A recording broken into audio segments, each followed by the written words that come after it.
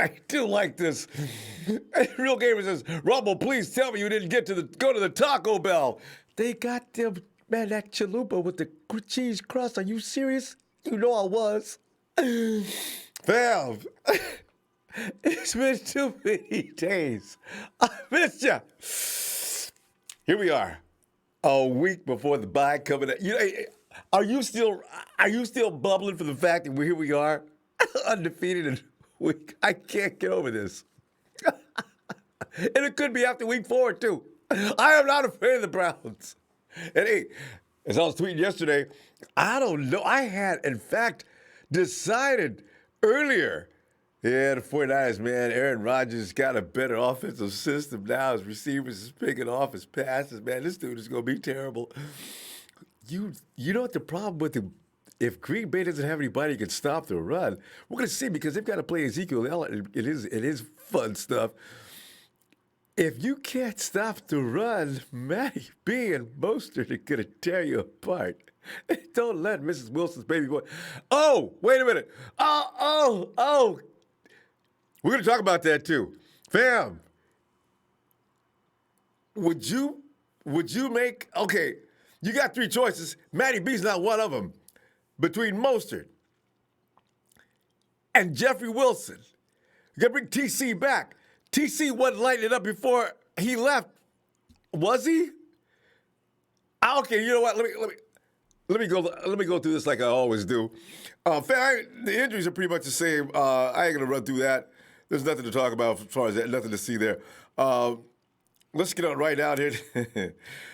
Tonight's theme: rookie Samuel, Bosa, Wishnowski stand out before the bye week. What have we learned so far in 3 weeks of 49ers football? Ooh. First of all, I tell you what, we've learned the 49ers are winning over the Buccaneers, Bengals, and Steelers are winning in ways that were gained through adversities that haven't been displayed since Coach Harbaugh left. Amongst all the memorable moments, we can believe that a character, it has to be emerging, Niner fam. They're starting to come around. They're starting to look like a team that's proud, a team that's got skills, and a team that is deadly dangerous. Finally. And you got to have all that stuff. If you are going to be a potential champion and you ain't got no juice, this is a mean league. It's like a jungle out there. If you're not tough, you will be eaten up, swallowed, digested, and the process. Anyway, fam, it appears the 49ers have returned to respectability. That's the number one thing. It's too early to declare that they'll be returning to the playoffs for the first time since 2013. But their first 3-0 start since 1998 was rightly inspired by a whole lot of optimism. But it's come against teams, and quite frankly, fam, they're not going to make the playoffs in 2018. They probably won't be playing in January this season. So the Buccaneers, 1-2, Bengals 0-3, and Steelers 0-3, who were led by the not yet ready for primetime Mason Rudolph. Mason Rudolph's probably still waking up in the middle of the night screaming. Is the main reason for the 49ers are still not being fully embraced as a team to beat. No, we can't get no respect. We're still getting a lot of anyway. Schedule gets tougher after this bye week, though, fam. Niners will have 6 dates against 2018 playoff teams. Will also face potential postseason contenders, the Browns and the Packers. And that's why I mentioned them earlier. The Browns and Packers, they need to worry about us. If you want to know the truth, if anybody's worried on either side of the borderline, the Browns and Packers need to be very concerned. And the Falcons in the final 13 games. I need the Falcons. I'm not, man. Fam, this is fun this year. I don't see teams all over the league. Now, of course, Tom Brady and his boys, that defense is very scary. Yes, I do believe they would beat us up. I don't know about the Saints. They looked awfully good against the Hawks, but we need to play the Hawks to see, because some of the teams we played, the Hawks have played, and they didn't put up the show that we did. I don't know. But here's a question to pay attention to, Ryan Clark. Just how much better are these 49ers that will be answered? These questions will be answered in the future, and you know this. Before you come talk about, man, this is the most pretended team out of the whole NFL. Oh, man, shut up. At the moment, it's notable that they have 3 wins in September, and that should be respected. All right? They didn't have their 3rd win until December of the previous 2 seasons, and they managed just 2 victories in 2016. We've come a ways, and nobody has a right to step on these accomplishments. So don't stand for it, fam. I noticed I seen you on Twitter joining me to beat up some of these people. But we got Adam Rank, didn't we? Boy, that boy's, you check him out? Adam Rank got his feelings. We really got to him so bad. I believe he was that the 95.7 the game? It was one of the podcasts, the weekly podcasts. I was listening. Adam Rank has come right out and apologized and said he was an idiot. And we knew that already, right? And he might have been KNBR. Anyway, Adam Rank has come on out. He's heard the pressure and the noise, and he's apologized. He says he's an idiot. He still says there's a possibility, but then he says, I don't wish that on the 49ers. So Adam knows. Something that is also notable, the biggest takeaways from their first 3 games suggest that their best start in 21 years is not an illusion. It is not fake. It is real. Jimmy G will be fine. It was questionable at the beginning, of course. Jimmy Garoppolo threw 5 consecutive INTs in a training camp practice, freaked everybody out. He looked barely functional in a preseason debut and threw what was a heat-taking pick in that game. It was an erratic performance in the season opener. However, after Garoppolo's first 2 games, while not criticism-free, the negativity was quieted down. The talk about Nick Mullins as well, chatter about how the 49ers could back out of his contract and with little financial penalty. All that stuff, remember all that stuff has been discussed? Like it was already, Mike Florio was feeding the flames over at his side of the planet. Like, well, if Jimmy Garoppolo is not going to get any better than he is now, the 49ers can get out of that contract. And Mike wants to hear so badly, because he's a Vikings fan, he wants to hear so badly the 49ers are going to fire up a deal to get Kirk Cousins back in San Francisco, and Mike and his Minnesota Vikings would end up with the child of great expectation, Jimmy Garoppolo. Not going to happen. Not going to happen. Oh, that talk has died down, fam. Oh, Garoppolo's 3 TD start in week 2 was quite good. But game 3 against the Steelers, although not statistically as delicious, it was even better. The man was blitzed heavily, belted, beaten up, kicked, stepped on. Oh, but with a few flick of the wrist completions to complete baskets. I mean, man, you could see the G coming back. That's how I was waiting for that, I'm waiting for this. He did do a few shovel passes I did not appreciate, though. They were the type of throws, though, not every NFL quarterback can make, and they reminded us of throws he made back in 2017 where we said, ooh, ah. In his first start with the 49ers back, you remember that game in Chicago? When his under-pressure sidearm off his back foot lasered in triple coverage in a window about that wide, the ball could barely fit through it, resulted in a crucial 16-yard gain. Garoppolo's first start signaled the 49ers might have a special QB. His last start rekindled that feeling. Yes! He could be on his way back, and I look for him to be even sharper this next week. He ain't scared no more. He's been beaten up. He's been roughed up. He's been put under extreme pressure, and nothing shined like Jimmy G in that game when he bared down and would not be denied against the Steelers, who were rampaging like, I don't care what anybody says about the Steelers' defense, man. Should you understand? They may not be able to stop the run and some other things very well, but boy, don't you stand back there in that pocket. Boy, T.J. Watt, boy, whoa. 49ers defense, it can be dominant. We've learned that, and we've established that, haven't we? Pathetic has been replaced by dogism on a defense that produced the fewest interceptions, 2 and takeaways, 7 in NFL history last year. But that was history. This season, the 49ers already have 5 INTs and 7 takeaways, which both rank second in the NFL. We went from sorry to look the hell out. What's changed? The 49ers finally have a pass rush capable of harassing quarterbacks into bad decisions. Thank you. In week one, Tampa Bay's Jameis Winston was under duress when he sailed a screen pass that resulted in a game-sealing pick six by quarterback Ahkello Witherspoon? Are you kidding me? Last Sunday, Rudolph was forced in the pocket before he unloaded a panicky throw that was intercepted by K-Watt Williams. There is more. New edge rushers D Ford and Nick Bosa help explain why the 49ers trail only the Patriots in total defense. Oh, my God, it feels so good to say that. Ah! But so does. I got to share with the Ronbo Sports all-dog team because guess who's on it? Nick Bosa, D Ford, obviously. DeForest Buckner put his name down.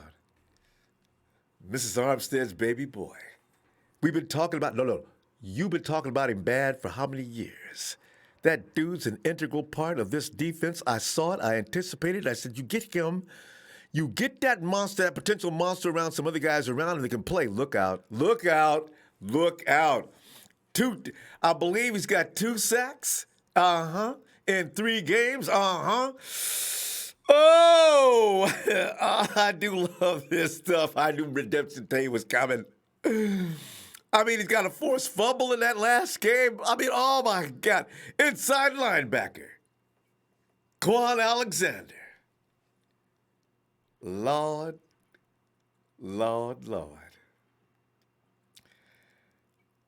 We got us an alpha dog now, the fam. He is who everybody thought he was. People were crying about his salary. We paid too much. We got another injured player. Oh, this is not your everyday injured player. Quan could be the entire catalyst behind this defense. They've not looked like this before he got here, did they? And, I got to tell you, man, I got to go back to Witherspoon, though, because here, Kello, man, I'm going to go ahead. Of course, Quan's on the all-dog team. Quan is the alpha dog. Ahkello Witherspoon, I need to see him a few more times before I put him on the all-dog team, though. I'm starting to think that little knockdown he did against the Steelers, that was nasty. Ahkello has not been nasty. He's been okay, good, but he was, what? Kello, what you doing, man? You getting mean? You getting nasty?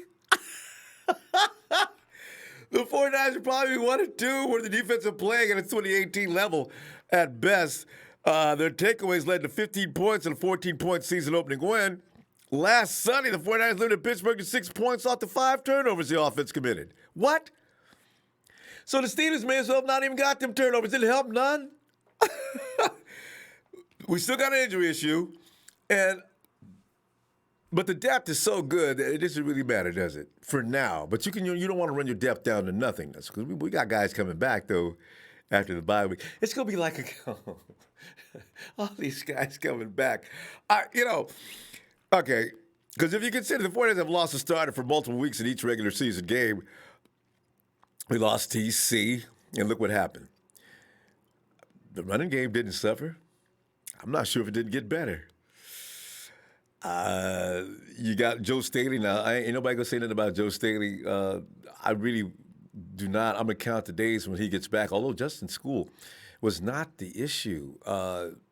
Why the 49ers did not look as good because the offensive line. Do you know the offensive line has allowed the second fewest amount of pressures? I think Jimmy G's been sacked twice this year, maybe 3 times, once, twice. Here's the thing, fam. It wasn't Justin. It was McGlinchey. TJ worked him like a, he worked him. I was hoping this year would not be a problem with that. Honestly, I'm hoping, you know what, he's not going to see your TJ Watts every week, but he is going to see others. I hope he can finally get a rein in on that. Because when you look at Weston Richburg's doing a good job now, and do you know that Tomlinson is one of the top guards in the NFL right now, ranking-wise? I saw it I read it. He's not. I don't think any sack has come in from that side so far this year anyway, has it? Ah, God, we got to worry about Witherspoon and that foot. He's got to get back. Witherspoon, please come back. And you imagine, Witherspoon, please come back. Now, I know what you're saying, Jason Verrett. We got him, and maybe we could get him up to speed. He is a Pro Bowler. You got Mosley coming in to take his place while he's gone. These are some of the things we're going to learn more about. What we've already learned is Akello Witherspoon's a bad dude. He is a bad man. And he was just miscoached, misunderstood in a lot of things, but he's always had the talent. It's like Richard Sherman said. He's got confidence now. He doesn't throw his arms up in the air and take himself mentally out of the game anymore. So, I'm going to go ahead and... you know what? As I say, school's got to deal with some guys like, Myles Garrett. Fam, you know what I got to tell you, though?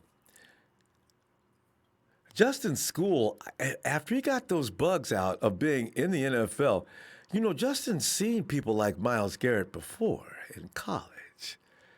So Myles Garrett's not going to intimidate him. I'm more worried. I got to tell you the truth. I'm worried about Myles going over to the other side and dealing with McGlinchey than I am with Justin School. I'm serious. School, and I seen something I really appreciate at Justin School. He will protect Jimmy G at all costs. It doesn't matter about a flag. You see somebody coming after G, you knock him on his ass. Now, see, that's my boy. Yeah. And fam, we are in the best hands as far as coaches goes with Kyle Shanahan. There can probably be few that are better. Now, he's going to get this team off and running. When he gets to around 9 or 10 wins, he will get the respect that he probably deserves. 49ers ranked 4th in the NFL in total offense. Had the 5th most yards, 571 in franchise history in week 2. Did you hear what I said? In franchise history. And didn't have the first 3 and out drive of the season until the 3rd quarter of last Sunday's game. Were you paying attention to that? 49ers just don't come off the field. Kyle Shanahan has said, and I read some of his writings, he hates being in a 3rd down situation to begin with.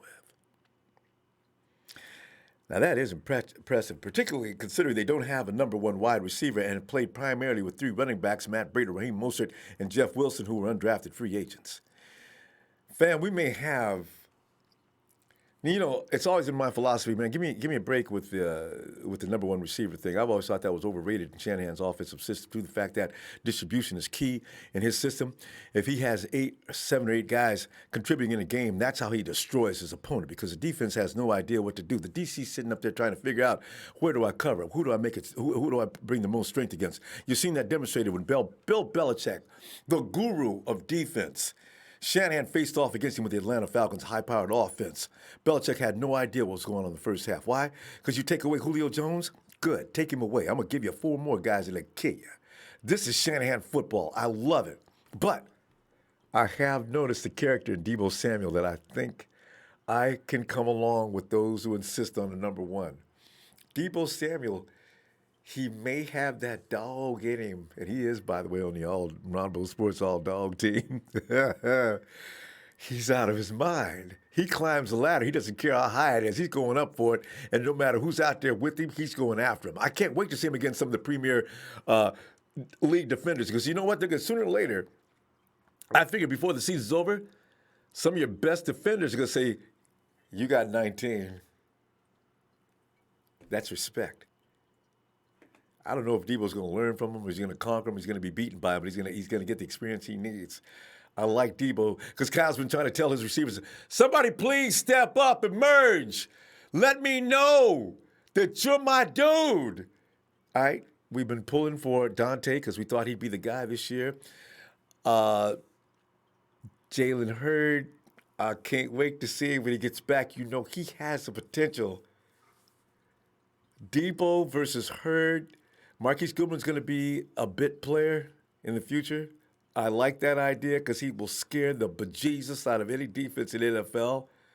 Use him in a certain way, and he can destroy a defense and cause the others to just eat.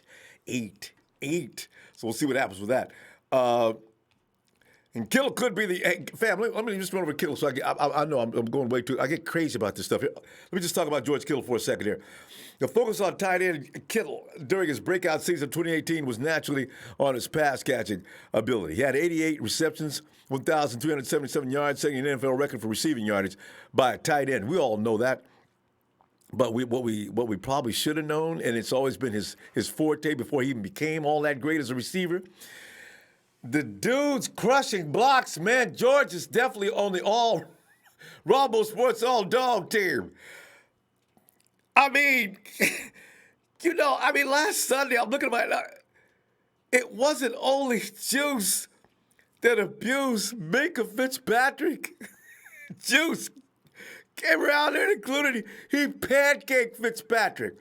Also abused quarterback Joe Hayden, who was driven back for at least 10 yards when Kittle slammed him into the dirt. George Kittle, Mrs. Kittle's baby boy, the dude's a beast. He enjoys administering pain and gets a pleasure out of it. He's almost sadistic. Kicking butts is what I think he'd rather do. He already said he'd rather do that. So you know what? And Shanahan and Lynch, kudos to them. What we've learned from them is they're going to progressively get better. You know what? I can't wait until next year's draft. This year they hit it out of the park. What are they going to do now? Hit it in the parking lot next year? We may not be as high on the pecking order as far as the draft goes next year, but I can't wait to see these guys get in action. I guess maybe they'll make they'll glow this year, maybe in free agency, but we don't have a lot of money. So it's going to be interesting to see what they do in the draft.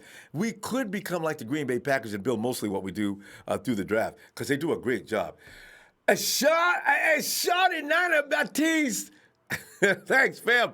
Thank you, fam. Also, gold money, aloha, Ronbo, 49ers 2020 champs. Oh, I'm a gold money, my brother. You must be talking to you from Hawaii. Are you serious? What's up, fam? Oh, man. Tell you what. All right, fam. He said, hey, Marius, hey, shout out from Bend, Oregon, and Go Niners. Real game is sure I'm going to grab a few picks off of Mayfield for that for that resume. Well, that would be. Andre, what's up? It's good to see you again. Otis Redo, 3-0, still can't get respect from NFL media, talking about we haven't beat anyone. See, I told you, this is what I'm saying. This is NFL. There are no easy wins, and that's the gospel truth. Russo SF49er, stop TC going nowhere. I don't say get rid of him, but I'm just saying, I don't know how much I want to see Moser just sit. Jux 373 says, I can't wait for Jalen Hurts to start playing. How long is he out for? Jux, funny you should ask. He's lined up. He's coming back just in time for the Browns. Greedy Williams, where you at? Stand up, boy. No. You got a lot of small, slightly built guys as far as the Browns go. It's going to be interesting to see what they can do against our tough guys. I'm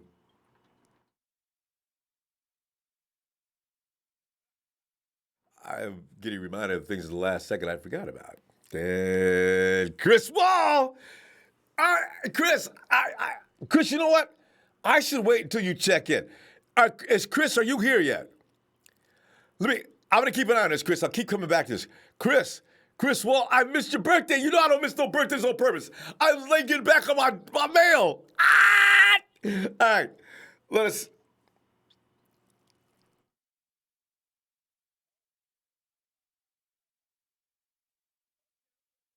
I can't make any decisions on my own. So I am told I need to sing it right now anyway. All right, so if Chris comes back, maybe we'll sing it again. I don't want to miss it. All right. Happy Niners birthday to you, Chris. Happy Niners birthday, Big Chris. Happy Niners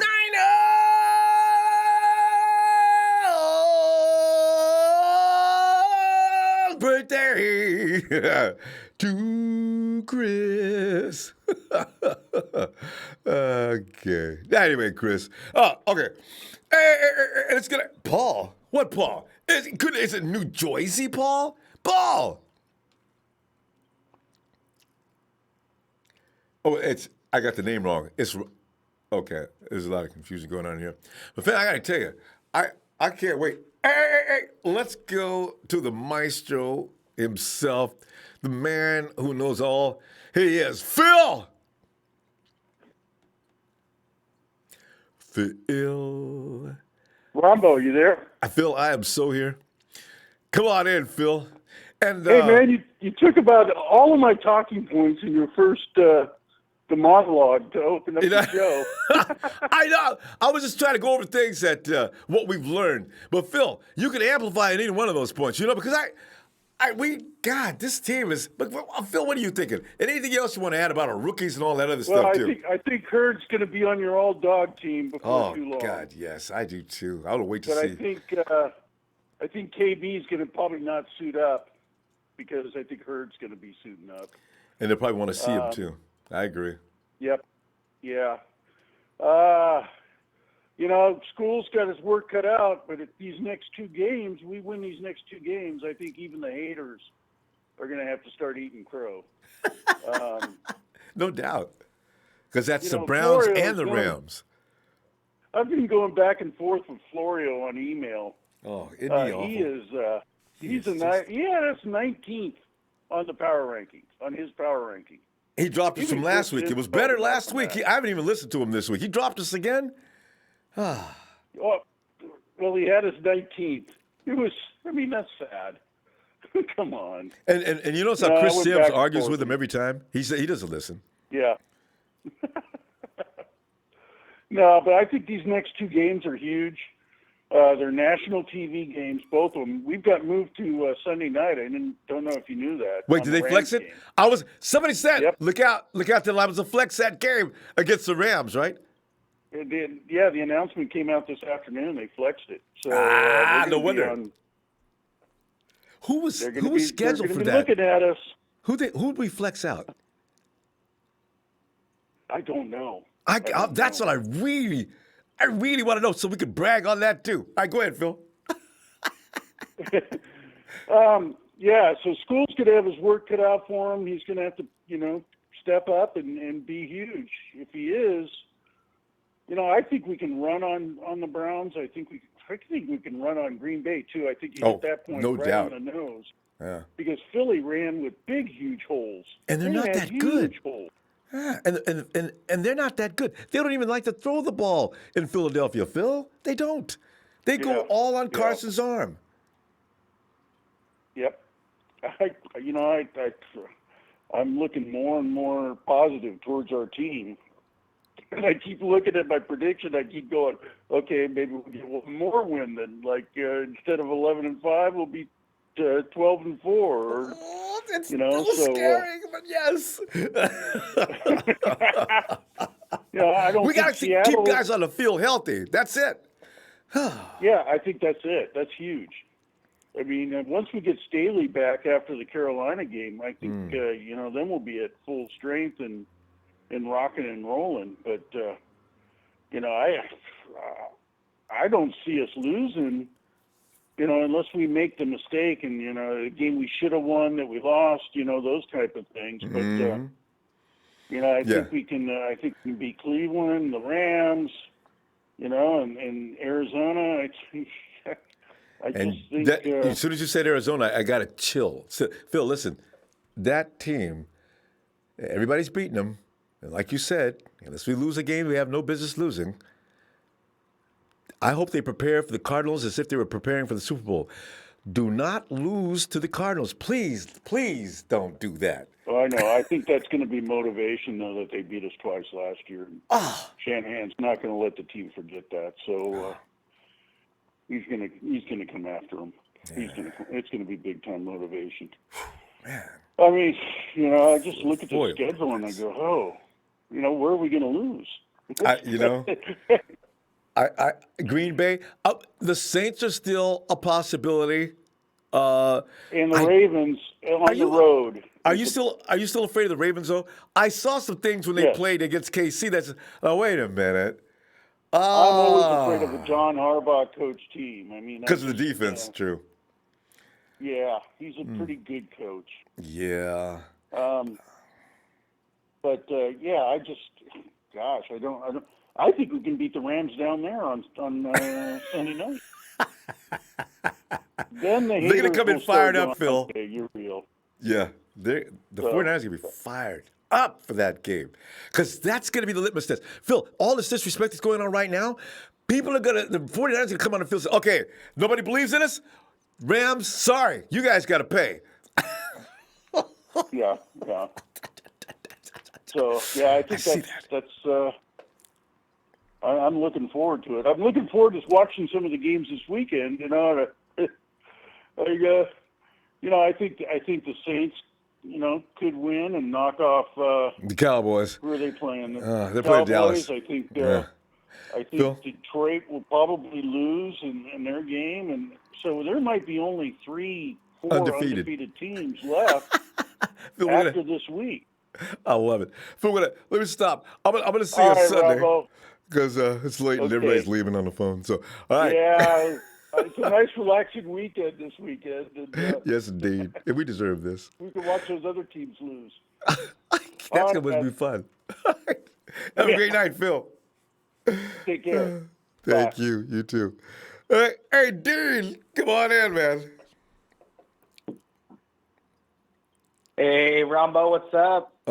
Dean, man, we're sitting back here. And pretty soon we're going to be one of only a few undefeated teams. A lot of undefeated teams are playing each other this weekend. This is going to be so much fun.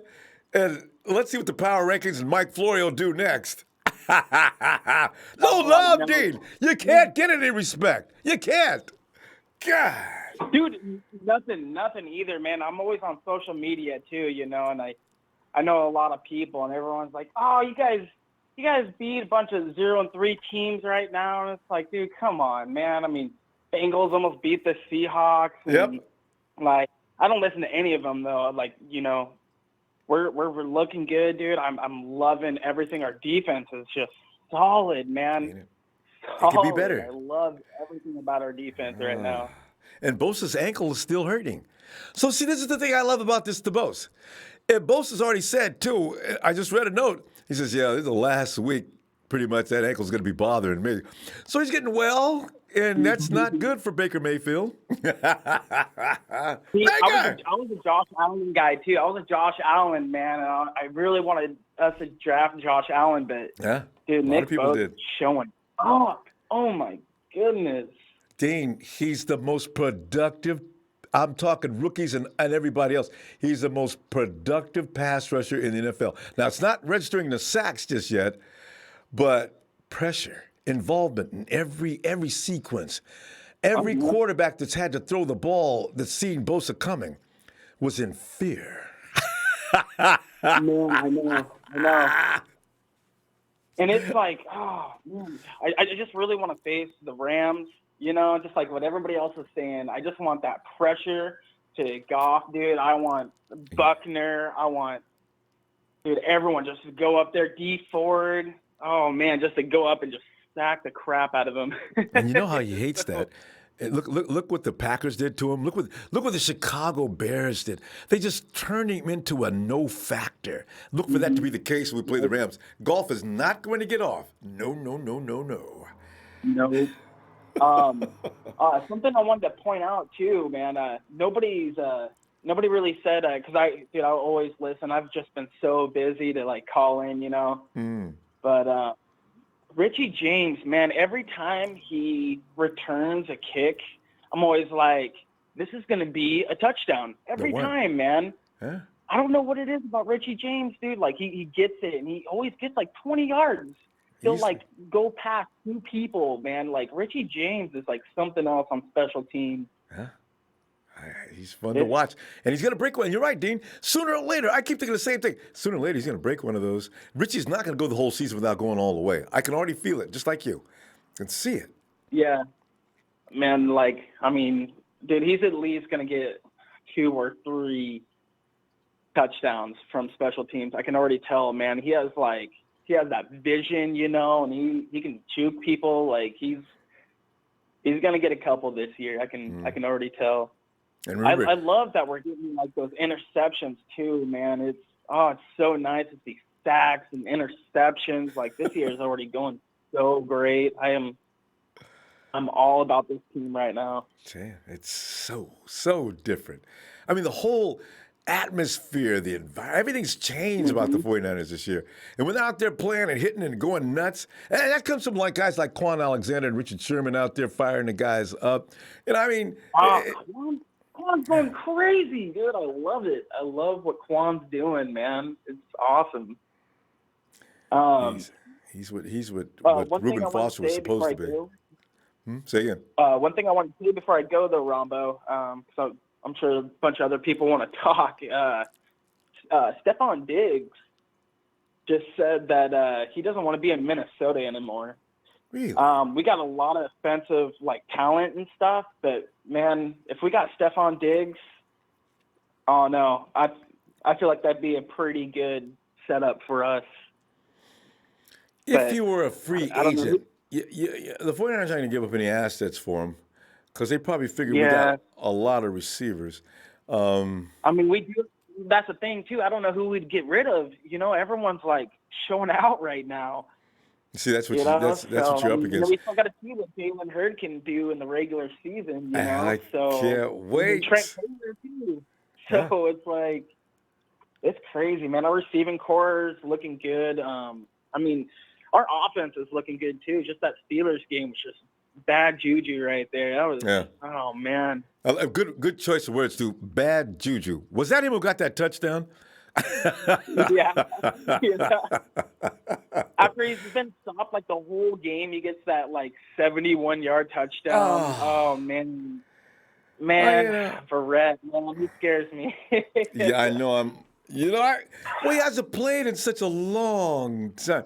I hope the 49ers have a plan to get him up to speed because him and Mosey, and I don't know, there may be somebody else involved, but him and Mosey are going to battle to be the backup in this situation, and whoever wins, the 49ers are going to put on the field, but they got to prove it in practice. I don't know if that's going to work, so we will see. Yeah, they're both great talents too, man. Just that play with Verrett, man, I was just like, oh, dude, come on. I was like, this is your time to shine. You were in the All-Pro. Oh, dude. Antonio Brown, when that happened. Oh. I know. That's why I know he can do better. We'll see. Dean, we're going to go, and I'll see you Sunday, okay? All right. Sounds good, Ronbo. Have a good one, man. You too, fam. Thanks. Bye-bye. All right. And bring it in, player partner, Will. Ronbo, what's up, man? Oh, Will, man, we're just reviewing the first 3 games, and people have changed their minds. Remember the kind of talk we was having before the season started? There was a few of us who was cowering down, except for guys like, there was a lot of people that said 3-0, including James out in New Jersey. He said it with no shame or hesitation. And I was sitting there thinking, you guys, we go 2-1, I'll be happy. But I still think we could beat Pittsburgh. I had a little thought. So we know that they're a lot better than we might have thought. We also know some players on the team like Akello Witherspoon and Eric Armstead are worth whatever they're getting paid. It's just everything has changed. So, the character's being built on this team, fam. What's up? Man, I mean, it ain't hard to look at. You know what I'm saying? I mean, what we needed most last year was a pass rush. So, bringing in D Ford and Nick Bosa, man, you see what we got. You see the product, man. We're having the quarterback panic every time he drops back. He throws it. It's an INT, man. They paying for it. So, it's benefiting the secondary as well. So, I mean, that was our top priority this offseason was pass rush. We got it, man, and we looking good. Quan Alexander, man, he's all over the field. I mean, this was a great acquisition by John Lynch, then, man. They know what they're doing, and I understand what they mean about getting big names because you don't want a quick fix, but have to pay for it in the long run. So, it's all about keeping all the good players that you got now, so you know we can be stable, you know, going forward toward the future. So, you know what I'm saying, man. I mean, Kyle and John doing a great job, man, and it's great to see us being 3-0, man, because I knew it. Because like I told you, man, I told you there's too much sugar in the Kool-Aid for it not to be sweet, man. I'm telling you so. I mean, you know. Give me so, another glass. I'm telling you so. I mean, it's paying off, man. And listen, Niner fans, look, man. They gonna hate when we lose, and they gonna keep hating when we win. Yep. I mean, we just gotta move on from that. I'm tired of talking about it. I mean, it's a wrap. We're the most hated team, but to us, we don't give a damn because we 3-0. So they can talk all they want, all this, all that. But we played sorry team. Like the Patriots played the sorry ass Dolphins and played the sorry ass Jets and all them. And but the you know, Steelers. They not going. Yeah, right. They get to play Buffalo this week. I hope if Buffalo beat them, I'm gonna lose my mind laughing, boy. Ooh, I was saying, see that? You know, so, you wouldn't give us no break. God. Right. But you know, they the New England Patriots. You know, they get a pass either way. They get a pass either way because of their resume. Yep. Yeah, all because of their resume, man. So, you know, it's all good. We 3-0. That's all that matters to us right now is us being 3-0. Nothing in the world matters in the outside media world than us knowing that we 3-0 and we can have the possibility of being 4-0. Because I tell you, the Browns are suspect. I tell that you, line ain't good, man. I can't wait to see him play. Baker Mayfield is always on the run every game. You heard what Rex Ryan said, have no right? excuse. Oh man, yeah, and it's true. It's true. It's true. I mean, I'm telling you, man. Baker Mayfield ain't. He's not advertised well. You know, you can get him. Bosa should have a field day.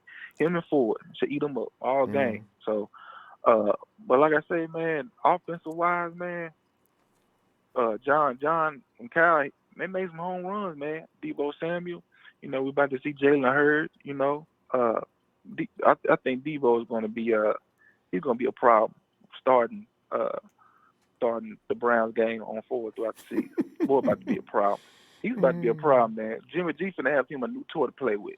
You know, so it's going to be amazing, man. And I do want Jeffrey Wilson on the 53. I don't want him going nowhere. If Tevin Coleman come back, all four of the running backs need to be suited up.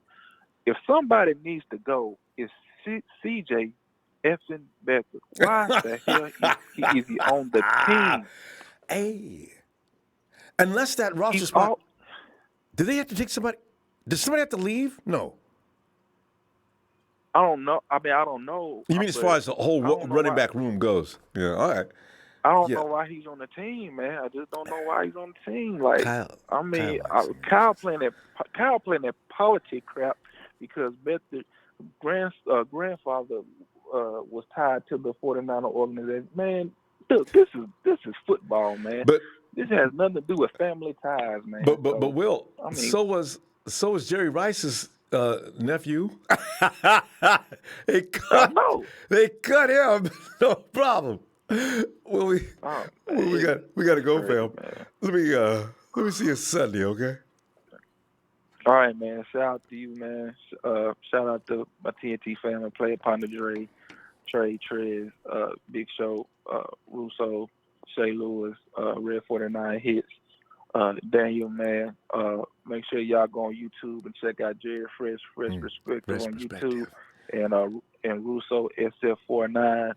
You know what I'm saying, on YouTube as well, man. They got great content on the 49ers, man. Y'all tune in on to their site and subscribe and like. And I also like Ronbo, man. I see y'all in the chat, man. Come on, hit that like, man. You know what I'm saying? Subscribe, you know what I'm saying? So, F Grams, F Rudy. They lost the Super Bowl, they only scored 3 points, and they broke. All right, Ronbo. I will. See you Sunday. Faithful Empire, I see you. It says no on Diggs. We have Taylor, Hurd. Also, it's not confirmed we've been moved back to Sunday Night Football. Verrett will be okay. Browns O-line looked rough. You think so? The thing is, the overwhelming thing about the 49ers defensive line, I don't know if there really is.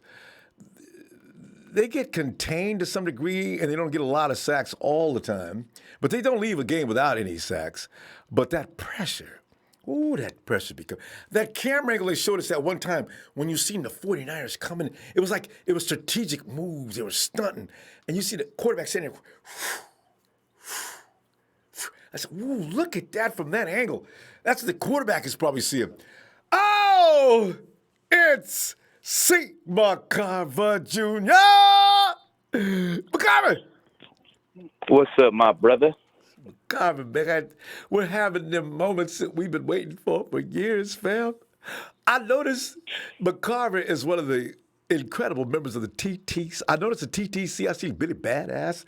I see and y'all fired it up. Oh, good. Got to be, man. It's an opportunity to be and talk trash against these other teams, and especially Real Talk Perez. I don't even know why he wasted his time even calling into the Ronbo show, though. God, like he was all big, tough, and all that. He didn't even. Did he ever call back? No, we've been trying to. We was at the front office desk. Can Real Talk Perez please come to the front desk? Real Talk Perez. He ain't gonna do that. I said, shout out. Hey, at least Rudy got more heart to him. No, and Rudy. You know what I'm saying? He's a joke. I forgot how much of a joke he was, but McCarver, did you see the Bengals dude too? Mm-hmm. We had 2 weeks in a row.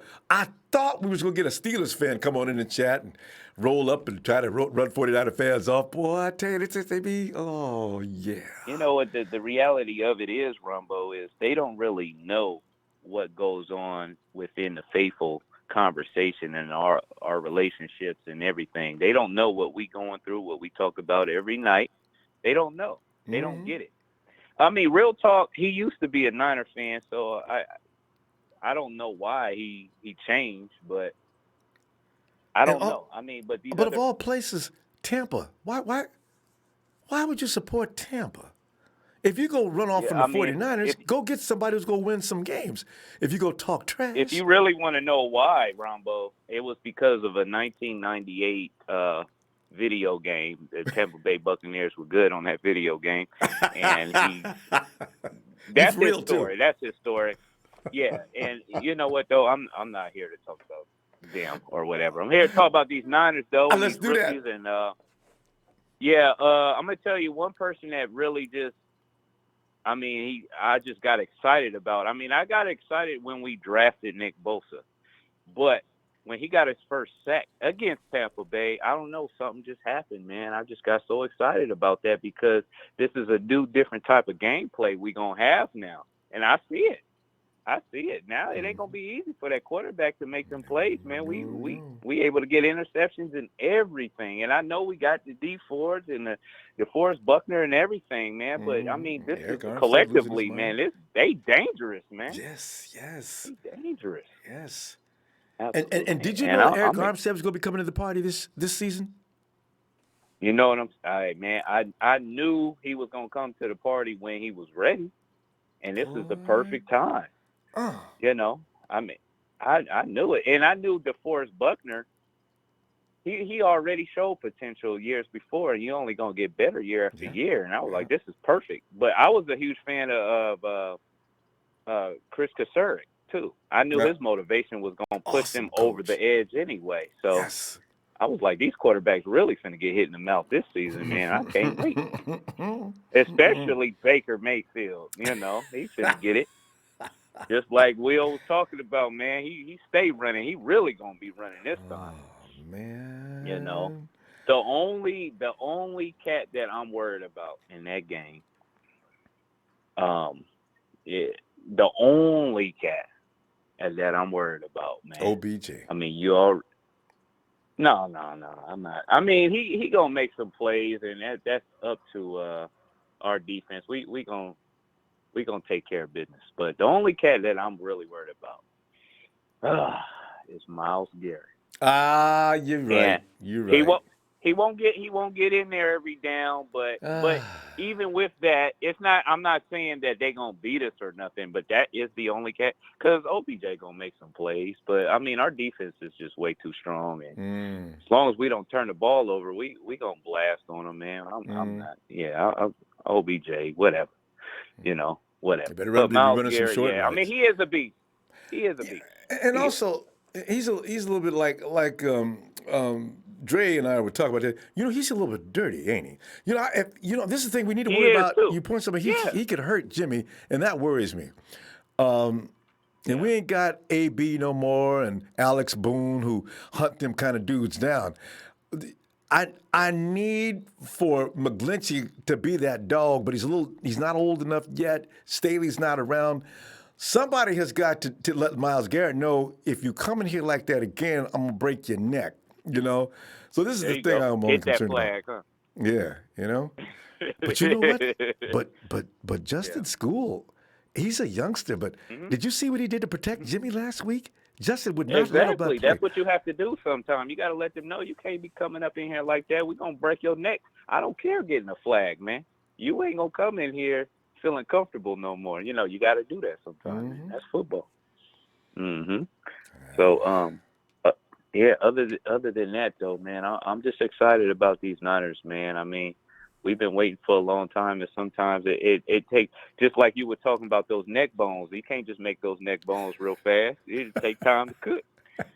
You know what I'm talking about. It takes time. It's like, and afterwards you got to enjoy them. Probably like my auntie used to drive everybody in the house out the room, sucking on that neck bone that was dry for about 3 hours after the meat was gone. Yeah. So that's most. We got to pull off that.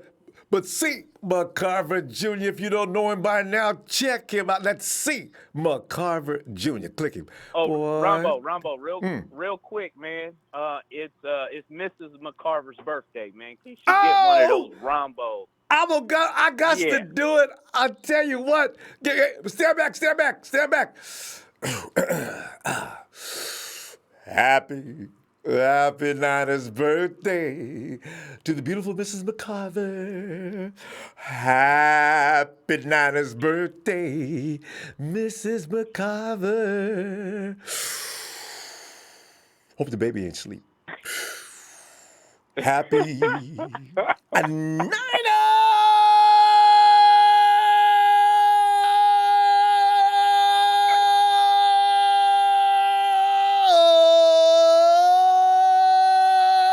Birthday, Mrs. McCarver.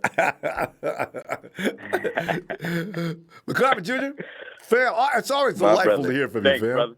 All right, I'll be over to your page later on and talk trash. All right. All right, brother. Thank Y'all you, have man. a good night.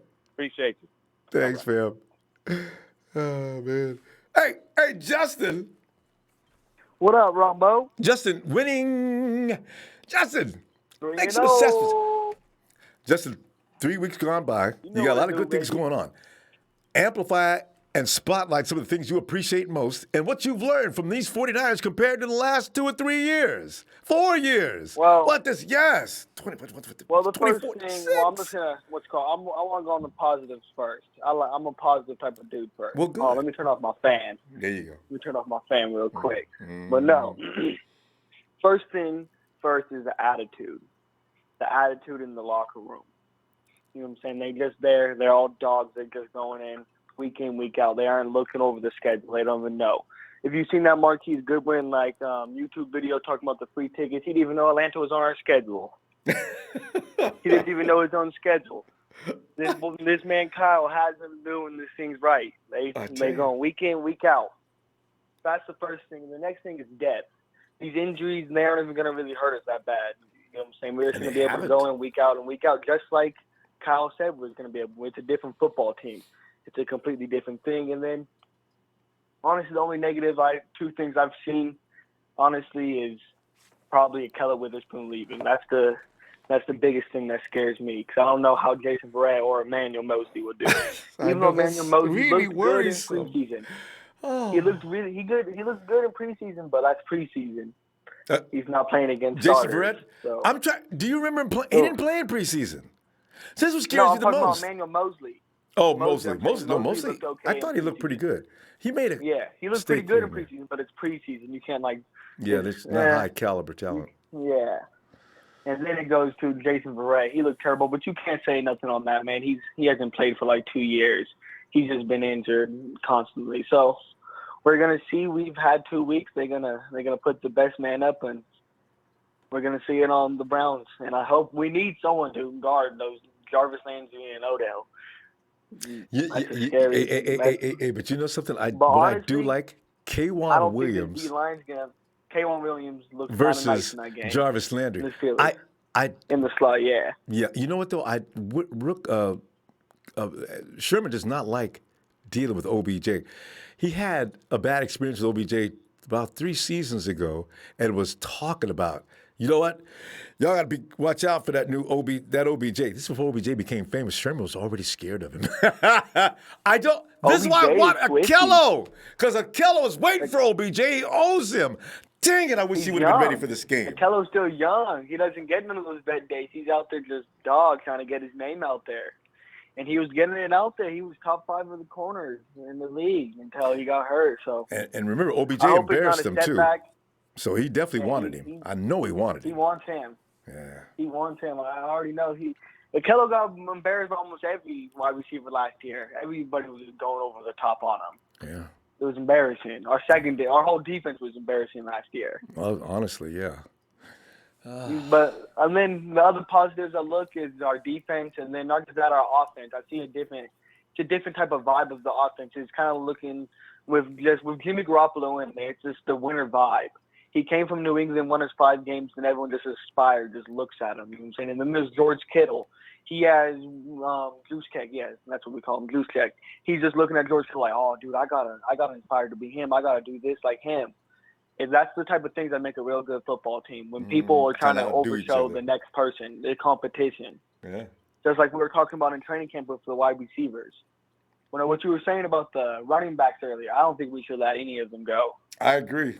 I don't want anybody leaving, although I don't want to see Mrs. Wilson's boy anywhere. They probably won't dress him in this next game, which makes me think, Kyle. I don't know. I think we're going to dress him because he just has such a defined role. His role is just so defined. He's made it so much better in the goal line from the past 2 years that Kyle's been in the goal line. Even though the percentages are still the same, it's only like 4 or 5% higher that we are this year. But that's because of the fumbles in this last game against the Steelers mainly, and the first game against the Tampa Bay Buccaneers, those penalties. That's what really destroyed us right now.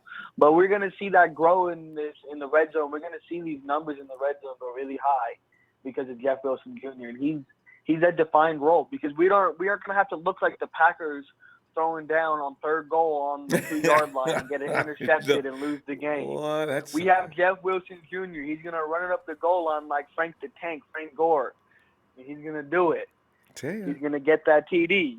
Yeah. And you know it, too. If you're 5 or 6 yards out, I used to think Carlos Hyde was the master of that. 10 yards out, give it to Carlos. He'll get in there.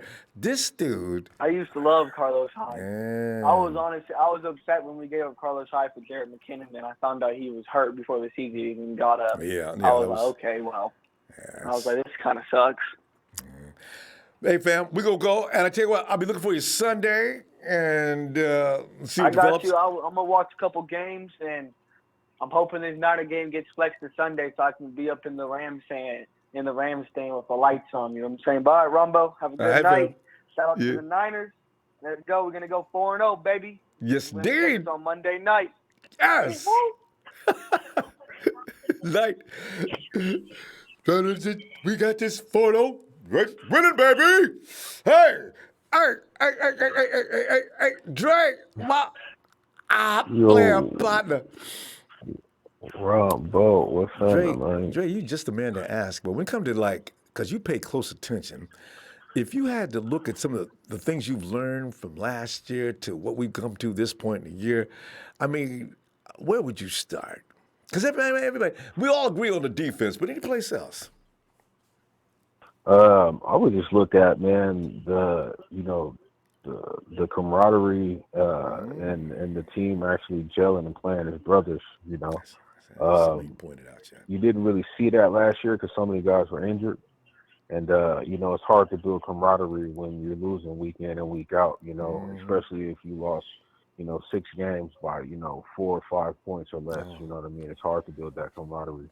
So, you know, that's the biggest thing for me, man, seeing these guys gel as a team, everybody doing their job. The energy is through the roof. You know what I mean? Like, these guys feed off the energy of each other, man. And, you know, I think the biggest asset to that energy that's been added to the team is, you know, Sherm having that leadership role, and also, man, Quan Alexander.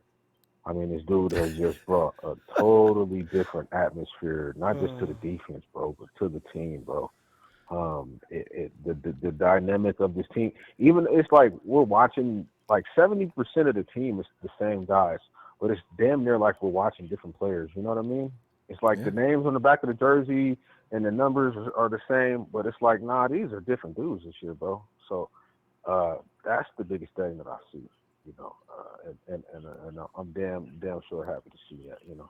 It's not like 2012 where you had a bunch of Pro Bowlers who were individuals, you know. As great as Bo was, you know what I'm saying, he was a selfish guy. You know, Bo wanted to be on the field. That's why he ended up leaving. You know what I mean? Like, there was a bunch of individuals. I'm shocked that you said that, but you know, I have to agree.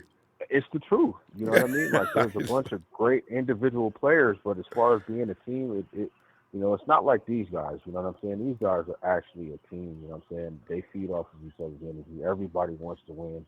It's the next man up, you know what I'm saying? Nobody's bigger than the next man, and that's what builds a championship team.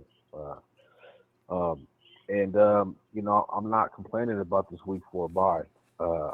It's damn well needed.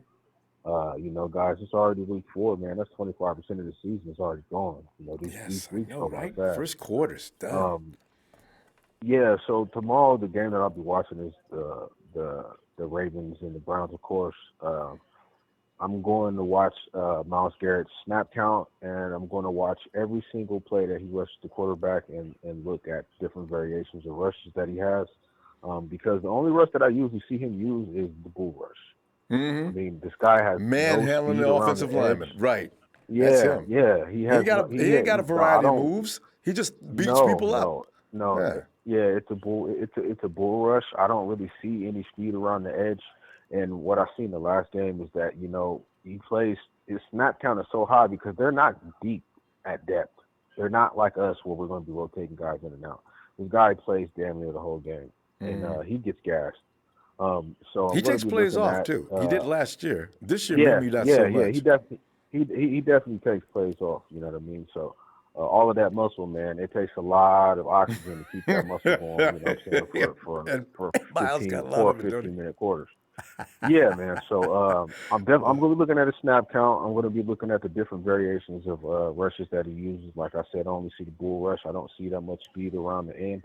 And I'm going to be looking at ways that we could possibly contain him. You know, the dude has 6 sacks. You know what I mean? So he's having 2 sacks a game. So he's going to get to Jimmy a couple of times. But, you know, I'm just going to be looking at ways myself that we could limit his access to Jimmy Garoppolo getting in the backfield.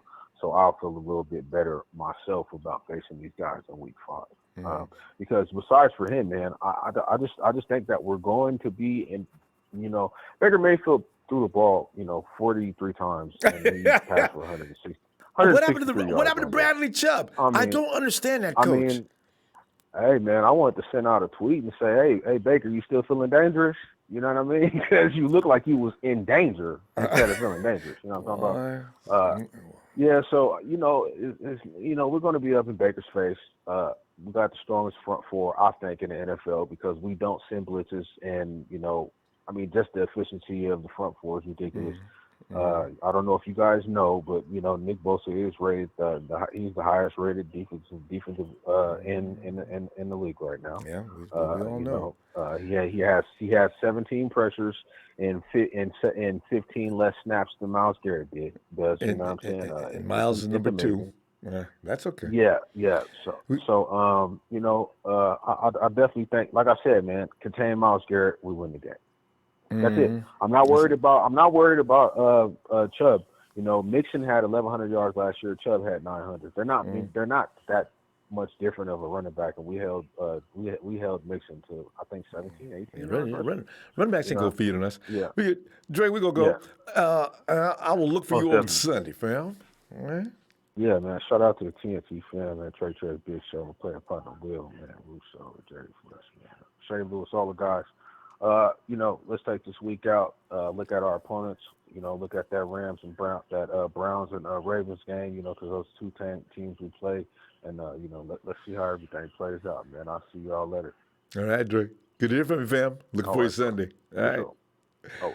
Go. Yeah. Man, I just realized something too. We ended 2 games in dramatic fashion with the quarterback getting picked off. Akello, K1, boy. And you know what that means? The 49ers turn that pressure up when it's time to turn it up. Quarterbacks be looking like they're about to get killed. And by the way, Baker Mayfield is no stranger to Nick Bosa. Watch Nick Bosa's highlight reels. Notice who that is getting taken down from Oklahoma. James, get in here, James. Hey, what's up, Ronbo? How you doing, man?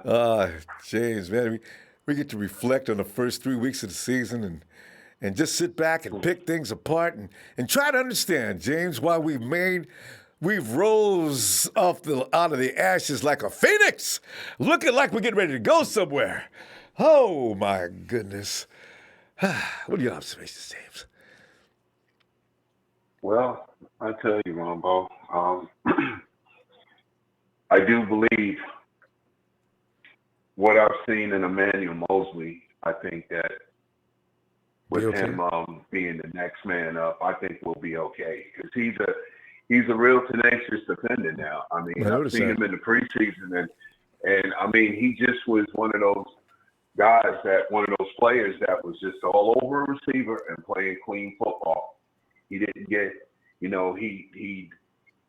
could have did some things better on plays, but I think with the pressure of the front defenders getting to quarterbacks, they don't really have time to make accurate throws. They're under duress. Baker Mayfield is under 6 foot tall or 6 foot tall. He's a little fella. You got those 2 twin towers in the middle, and Armstead and Buckner, that just raising their hands, their hands are almost 10 feet in the air, close to it, when they raise their hands. And I mean, that's not even jumping 2 or 3 feet off the ground. So, he's gonna have his day cut out for him. And then the edge rushers and Nick Bosa and D Ford, it's gonna be something. And then that linebacking play with Kawan and Fred, and let me tell you, and even Greenlaw, I said it all along.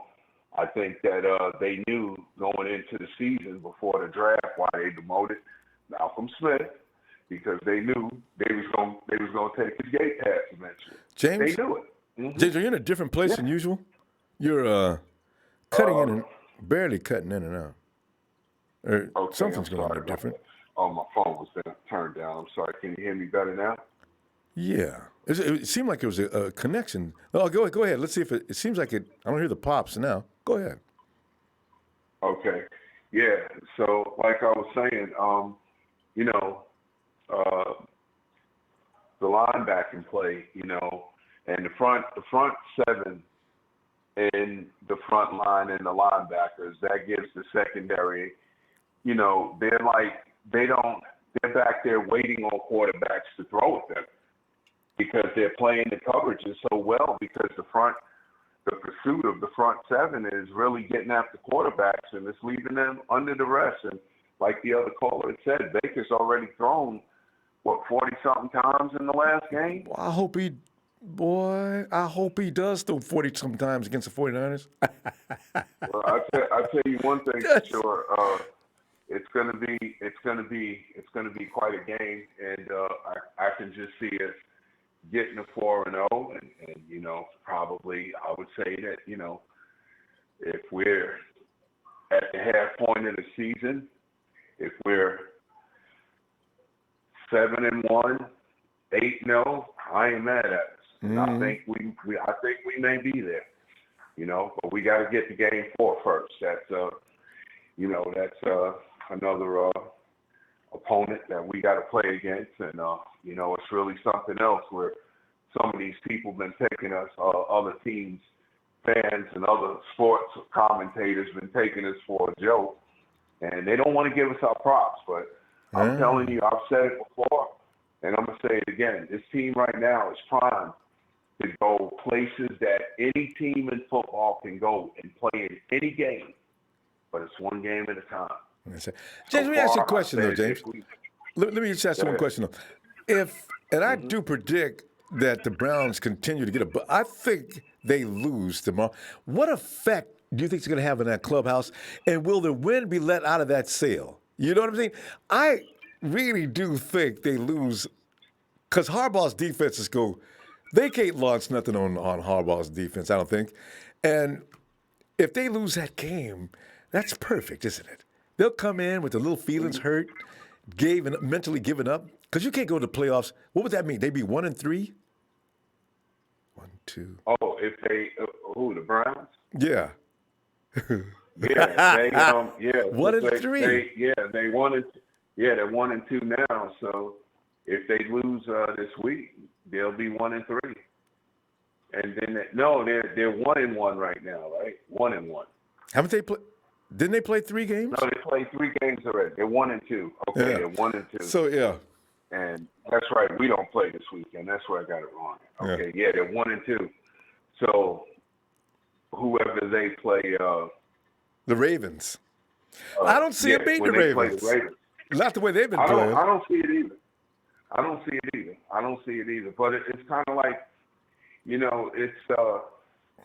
it's Lamar Jackson is slinging it around, and so we'll see on that one. But all I know is that they're gonna hit a buzzsaw when they get to the Levi. a week from Monday. Yes, indeed. A real buzzsaw. Well, James, we're gonna go. And so we gotta go. But I'll be looking for your Sunday. Thank you so much. Thank you, for James. what you do, and for the platform that you bring it from, for the Niner Empire and Niner Empire, Niner for life. Have a great evening. Thanks for having me. Be blessed. Always a pleasure. All right. Thanks, James. Thank you. All right. Yeah, I'm serious, fam. If the Browns get their feelings hurt one more time, they're going to lose confidence in that coach and Baker Mayfield. While Mayfield's answering people like Rex Ryan, getting unraveled. Demetrius!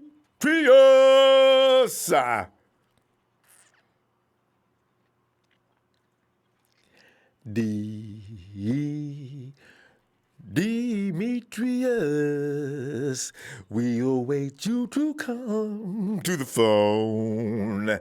Wake up, Demetrius. Have we waited too long? Get on, Demetrius. Well, you know what? Coming in. Thing is, we came in late tonight, so I can understand where people is like saying, "Oh my God," especially in the East Coast. Area code 301. Hello. Hello. Hey, Hello. Ronbo, what's up, man? Lamont, man. Lamont, come on in, man. I ain't talked to you in a while. What's going on? What's going on with you, man? See that we talking about the first 3 weeks of the season. Yes, and what have you taken from them 3 weeks? What can you conclude and all that? We haven't seen in a while.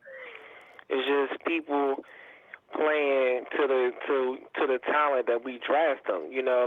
Yes. As far as like Nick Bosa, I know we didn't draft D4, but these are first rounders, man, and these first rounders are performing at the level that we expect them to perform at.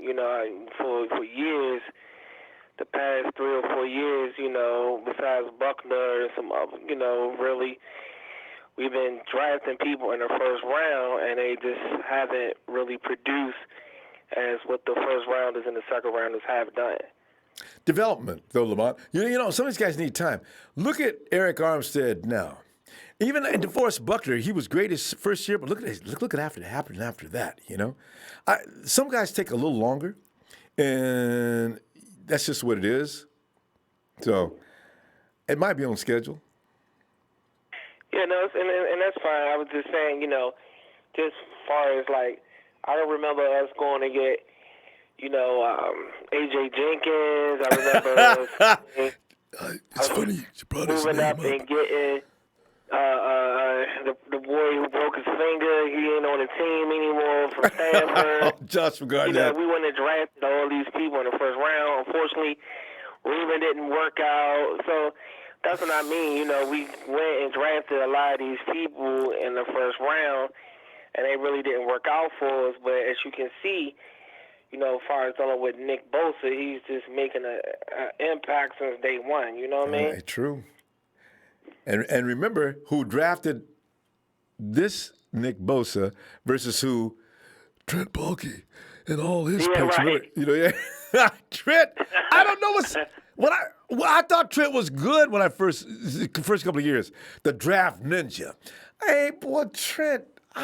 Man. Good grief. Yeah, definitely. And I just think overall, man, because I've been following you all during the off season too. I think, man, we're at where we kind of predicted we was going to be at. One of the things that we said that was so important going into the season is that the Niners got to win the games that they're supposed to win. And exactly. I think all 3 games they were supposed to win. We thought that they were going to win. Pittsburgh, man, I think they just had a time. It's kind of hard, man, when you lose one of the best receivers and one of the best running backs, and you still think that you're going to be able to maintain and be good. But, as far as everybody else, man, I just think that, we won those winnable games, It's very serious. Don't be losing those games. You're right. Now, and hey, Lamar, you know what the best thing about that is, too? The 49ers need to get the legs out under them and get Jimmy G up to speed. This schedule is so perfect. Now, I think, and you got Nick coming back probably pretty much healthy next week. Now they're ready to take on the upper echelon talents. I'm looking forward to next week. Oh, man. Yeah, definitely, Ronbo. And I know you got other callers, so I'm going to make mine quick, man.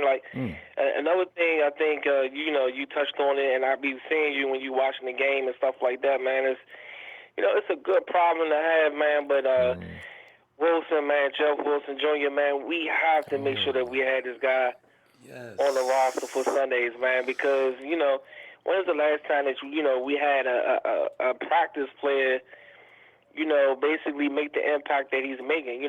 4 touchdowns in 2 games. He's definitely a red zone threat, man. You can't remember anybody, man. So, I know that's a decision Kyle and them have to make, man, but it's definitely a good problem to have. And somehow, some way, man, we got to get him on the roster on Sundays. Mm-hmm. And Kyle's already hedging. He said some things that make me believe that Wilson might not be on the field. That's going to be a shame. Because he says he made ordinance for, there was a lot of good blocking up there as well. Kyle, don't. Oh, man. Because I suspect that also Mostert and Brady can probably get that done as well. Oh, Kyle. I'm both thinking, all I can keep saying is, oh, Kyle, no. So, we'll see. Yeah, maybe Kyle's just talking. Because you don't want the Browns to get ready. The biggest thing, man, is that, I hear the commentators say, man, which is so true, it just seemed like he loved contact, and it seemed like when people hit him, he's falling forward instead of falling back. I think that's crucial in short down yardage. Sure is. It's essential. And like Juice said, he likes to shoulder pop people coming through that. Boy, I'm talking about, dropping that shoulder. Bam! Dudes be backing up because they can't get there. No choice. That's a lot of force. He's got a lot of torque, Lamont. He's one of those guys when he drives forward, it's a powerful surge. So, I want him out there. And just the last thing, man, I just think, and I'm going to let you go, man, I think, man, one of the biggest things that I see, man, is that these guys truly believe that they can win, no matter what the situation is. Even when Pittsburgh went up, man, I seen the people on the sidelines, man, and it was no panic at all. Everybody seemed like they believed in Jimmy G, man, and it was just still good to see, Dante finally get out the doghouse, man, because, I know a lot of people be hating on Dante, but really he is the best receiver that we got. Mm-hmm. And I got a feeling he is good. I think that was a wake-up game for him. Dante, wake up. You know you got skills. Apply them. Come on. And I think he looked like a dog in that last play. Throw a thunderous spike, flexing, no cat licking. Yeah. What? Yeah. we got to go, fam. Okay, and then my last thing, man, Ronbo, man, whenever you seen Cal, since Cal been there, I never seen Cal show that type of emotion on the sideline like that. No. All right, Lamont. Let me see you Sunday, fam. All right. Okay, Ronbo. All right. Have a good night. All right. And let's go back and see if we can find Demetrius. Ronbo, what's going on, bro? Man, you know what I'm saying? Hey, this is that day I thought, let's go back and reflect on what we've learned so far in 3 games. And there's been a lot of knowledge to be absorbed from this 49ers team. Demetrius, what do you see from this team? Your assessments of the 2019 49ers so far. Management, the towel boy, the wide receivers, the running backs, the long snapper. Wait, don't get in the long snapper, man. That's a strange story. But everything else. Oh, man. Ronbo, man, I think we're doing great. My rookies is doing great, man. Man. Man, I can't ask for nothing more. It's like Christmas, man. It's like waking up on Christmas morning, man. Feel like a kid again. You know what I mean? I just got that feeling, man. Mm-hmm. It's out there. The environment. Like the old line, they just got to work it out, man. It's gonna be tough the next couple games. Got a little pass rush coming. Demetrius, the thing is, I worry about McGlinchey because the O-line, we were doing really well. Even with that bad game, the 49ers are still giving up less pressures. There's only one team better as far as giving up pressures in protecting Jimmy G. And McGlinchey lost it. TJ just worked him. Tuitt got in there and dropped Jimmy. That was the only bad game they had so far. But there's going to be more guys and more teams with a defensive rush, though. So, and especially coming up next week. That's a fact. Yeah, the schedule about to get a little tough for them. They got to just stick it out, get it together. McGlinchey got to stop getting these stupid ass penalties. Excuse my French, Ronbo. Yeah, he did. I agree. God. No, I mean, he better than that. Maybe he's just trying too hard because Staley's not there, so he trying to take the rings. You know how that goes. Yeah. So. Joe was in his ear when he came off the field, too, because Joe does not give him no slack. Good. Yeah, he was probably overthinking it. You know what I mean? But other than that, I think we're fine, man. Receivers, we looking good. We got Taylor and them coming back. You know what I mean? I look so forward to that. Back. You know what I mean? We got the weapons. We're pulling the weapons out of the garage, Ronbo. You know what I mean? Time for the Ferraris and Lamborghinis and Bugattis and all of that. Maserati. You know what I mean? And they don't know nothing about Jalen Hurd in Cleveland. They don't know nothing about Trent Taylor other than what they know last year. Pull out that nice shiny toy, Ronbo. I got 2 dogs on the field next week. Yes, sir. You're going to hear a lot of barking on that field next week, fam. I'm telling you right now. Oh, man. You're going to hear him coming on the field. It's going down, Ronbo. It's going down, baby. You hear him coming out of the field. What is that? That's Hurt Debo. You heard them pipes blowing, man. Yo, Ronbo, man. And I want to give a shout out to Jerry Fresh too, man. I seen with y'all little video y'all did the other day, man. Nine perspective and all of that, cool. Man. Shout out to y'all, man. Y'all did a great job, man. And also shout out to TNT and all of that. I know I ain't down with the gang and all of that. Russo, all of you dudes, man. Yes, you is. Great points, man. You know what I mean? Well, all of y'all. I mean, keep doing y'all thing, man. I'm always tuning in, so. Fam, you're part of the empire as they are. So, you're right in. Yeah, you already know, Rob. You know what I'm saying? Yes, sir. We all family. But I get it. You know what I mean? I support all of y'all, man. So, shout out to y'all dudes, man. Keep doing what you're doing. You as well, Ronbo. Thanks, D. Inspiration, bro. Like I always tell you, man. Like, you know what I mean? For real, for real. Appreciate Good you, to fam. see. You know what I mean? Hey. Somebody that look like me doing his thing. You dig? Nana gang. Nana for life. Nana empire from the sky to the fire. You dig? I'ma holler at you, Ronbo, man. Hey, fam. Sunday, man. You looking Yes, for sir. you too, D. All right. I'll be there, bro. You have a good night, bro. Thank you, D. Night. And speaking of Jerry Fresh, as he says, me and Fresh got together. He's join me and Ronbo tomorrow at 12 noon PDT for a Fresh Perspective podcast. Listen as Ronbo explains how he became a 49ers fan and how he built his channel. Meet me at Jerry Fresh. Click him now and get some fresh perspective between now and then. Don't wait. Jerry Fresh is... Boy, that boy knows this football. Jerry Fresh and I got together just the other day, so you can check out that as well. And check out Fresh Perspective within Fresh Perspective. And I'll be sitting there listening, boy, because Jerry Fresh, boy, that dude is my dude. Hey, Russo and Jerry, thanks for the contribution, fam. Russo. Ronbo, what's good, bro? Russo, man, it's just that fun part. And Russo, I hope in the second quarter we're saying things. Guys, remember the first quarter when we were so delighted with what we did? People said we hadn't beaten anybody. Well, here we are at the halfway point. We're 8-0. We're 7-1. You know, Russo, actually, I'm talking loud, being silly, but you know what? The worst we could probably be between now and week 8 is probably 6-2. I really, at that pace. Those who have said 12-4 might be absolutely right.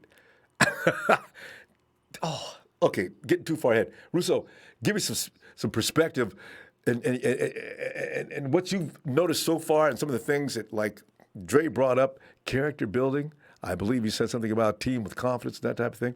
But what are you thinking?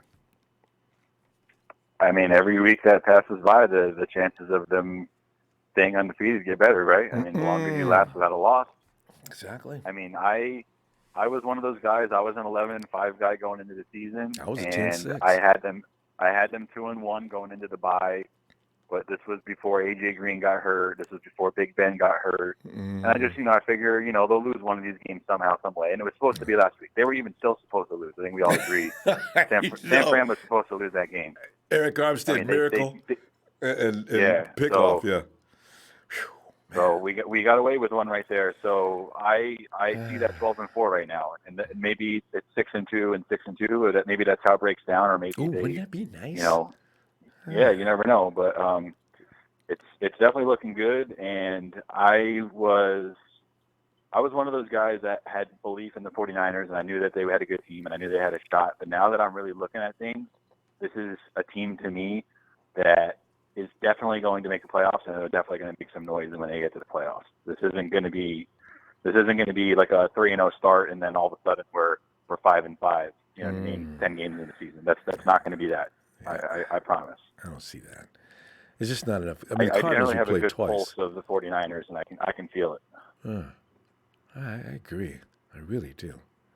And Russo, do you also notice the 49ers offense is not playing? I see 2 cylinders popping out of a 4-cylinder. I see them getting a lot better on offense. When that happens, that's lights out. Because that defense is going to evolve as well. They're still doing little things here and there that can be corrected. They're not huge mistakes, and talent's not an issue anymore. Wow, there's really a lot to be excited about this team. I think that Jalen Hurd coming back on Monday night, I think he's a guy that when we get into the red zone, I think you're going to see them put him out wide like we saw Dallas in the preseason, and they're going to give him that one-on-one jump ball. And I think you're going to see him make an impact instantly. Immediately. Debo, it took him a game, and he struggled. He had a false start. He had a fumble. The second game, he looked really good, and then the third game, he kind of, didn't do much again. I think Jalen Hurd is not going to be that case. I think he's going to just come right in, and he's going to make an impact instantly. And I think he is going to be the guy.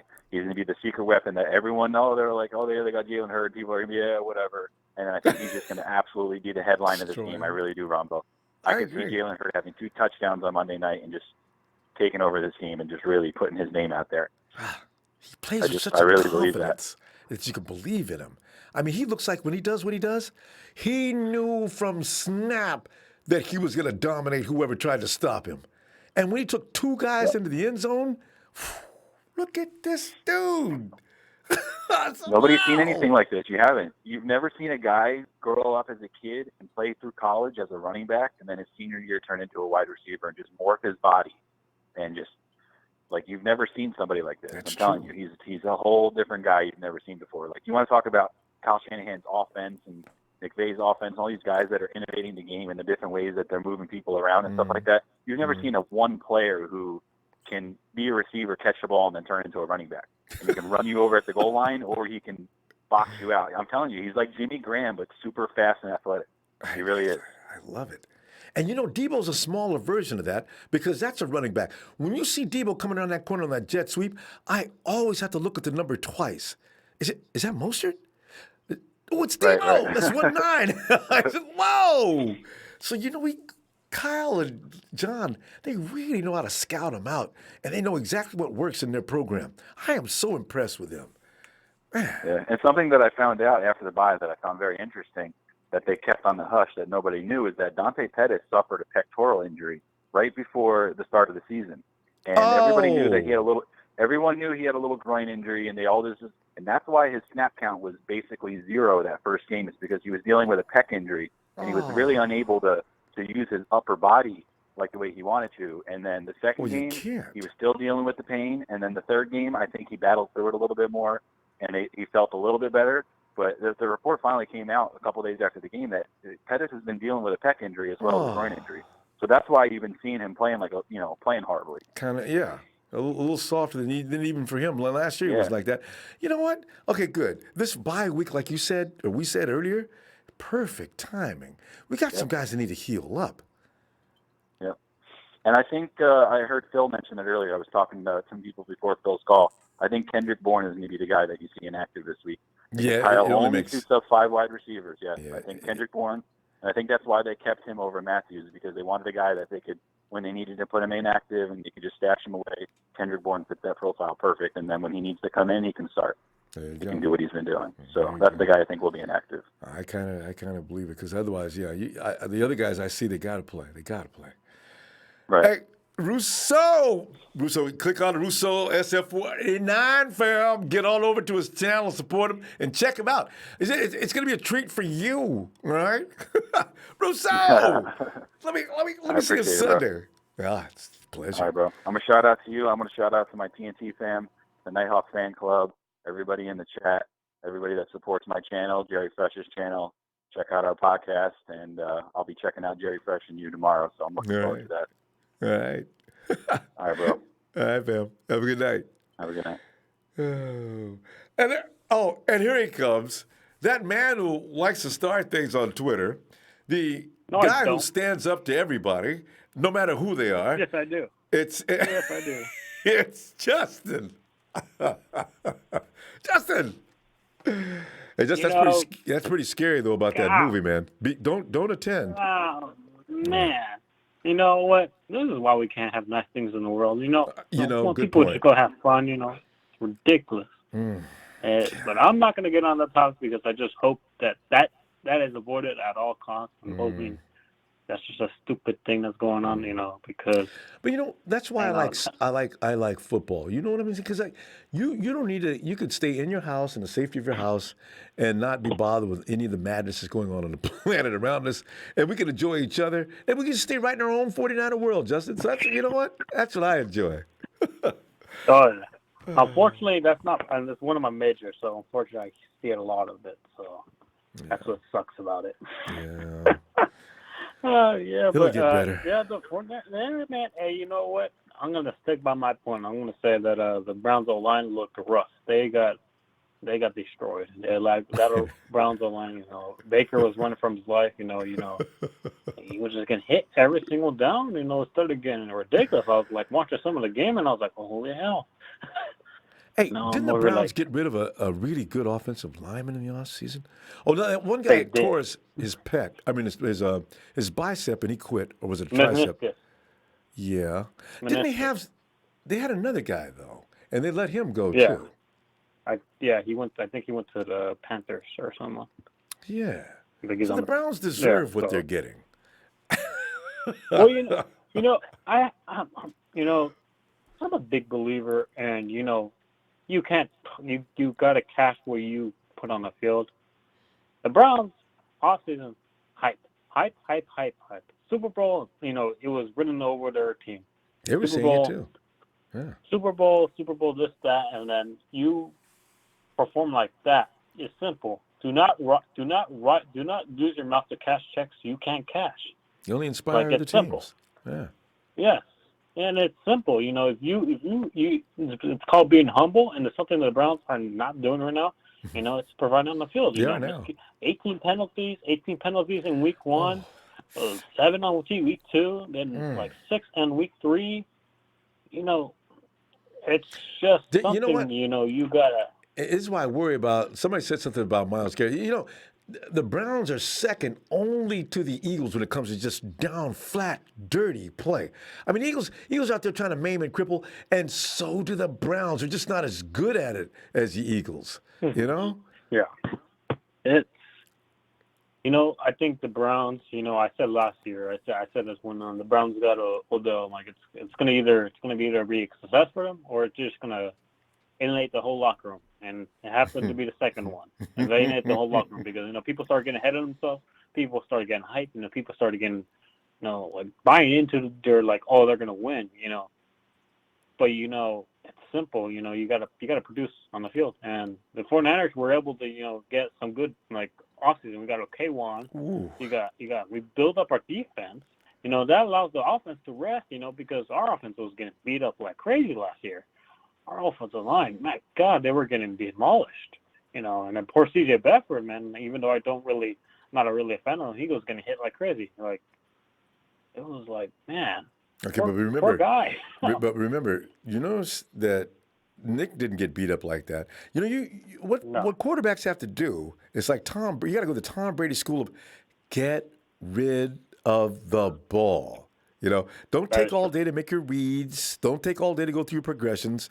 Find that receiver, hurry up, and get rid of the ball, and make sure that's a good shot. That's what makes an NFL quarterback.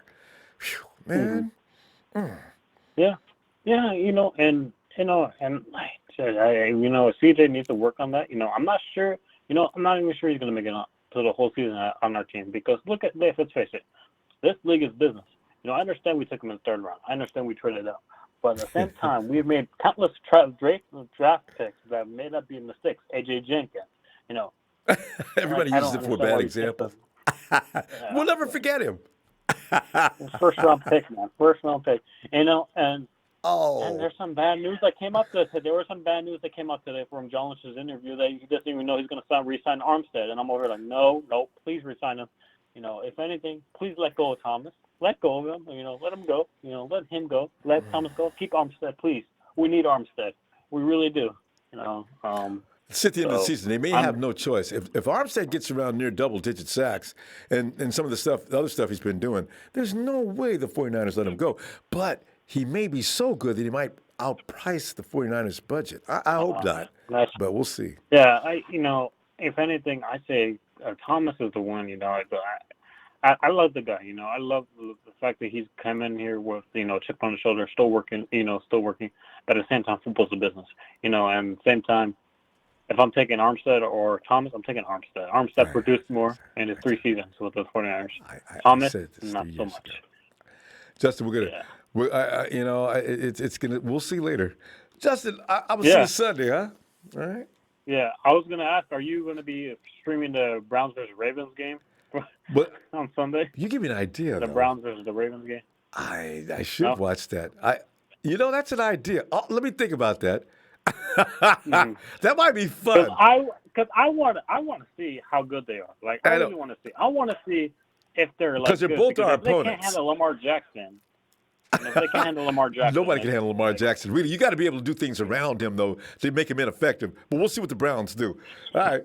I'll think about that though. The question remains: That's what I wanted to ask you. Do you think this league is turning into like a quarterback running league now? Like quarterbacks are now being mobile. That's still not the most effective game. You need to have a team that's got a good quarterback that can pick a team apart in those late innings or late minutes in the game. So, that's a good subject. Okay. Let's get back to that on Sunday, and I'll be looking for you then. Okay. All right, Bill. Yeah. All right. Thank you. Good night. Yeah. Thank you. Night, Justin. Mm-hmm. Night. And let's bring him in here from the great state of Virginia, Nighthawk. Oh,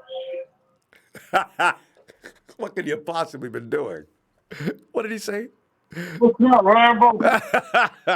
Nighthawk, is this a bad time? Are you available?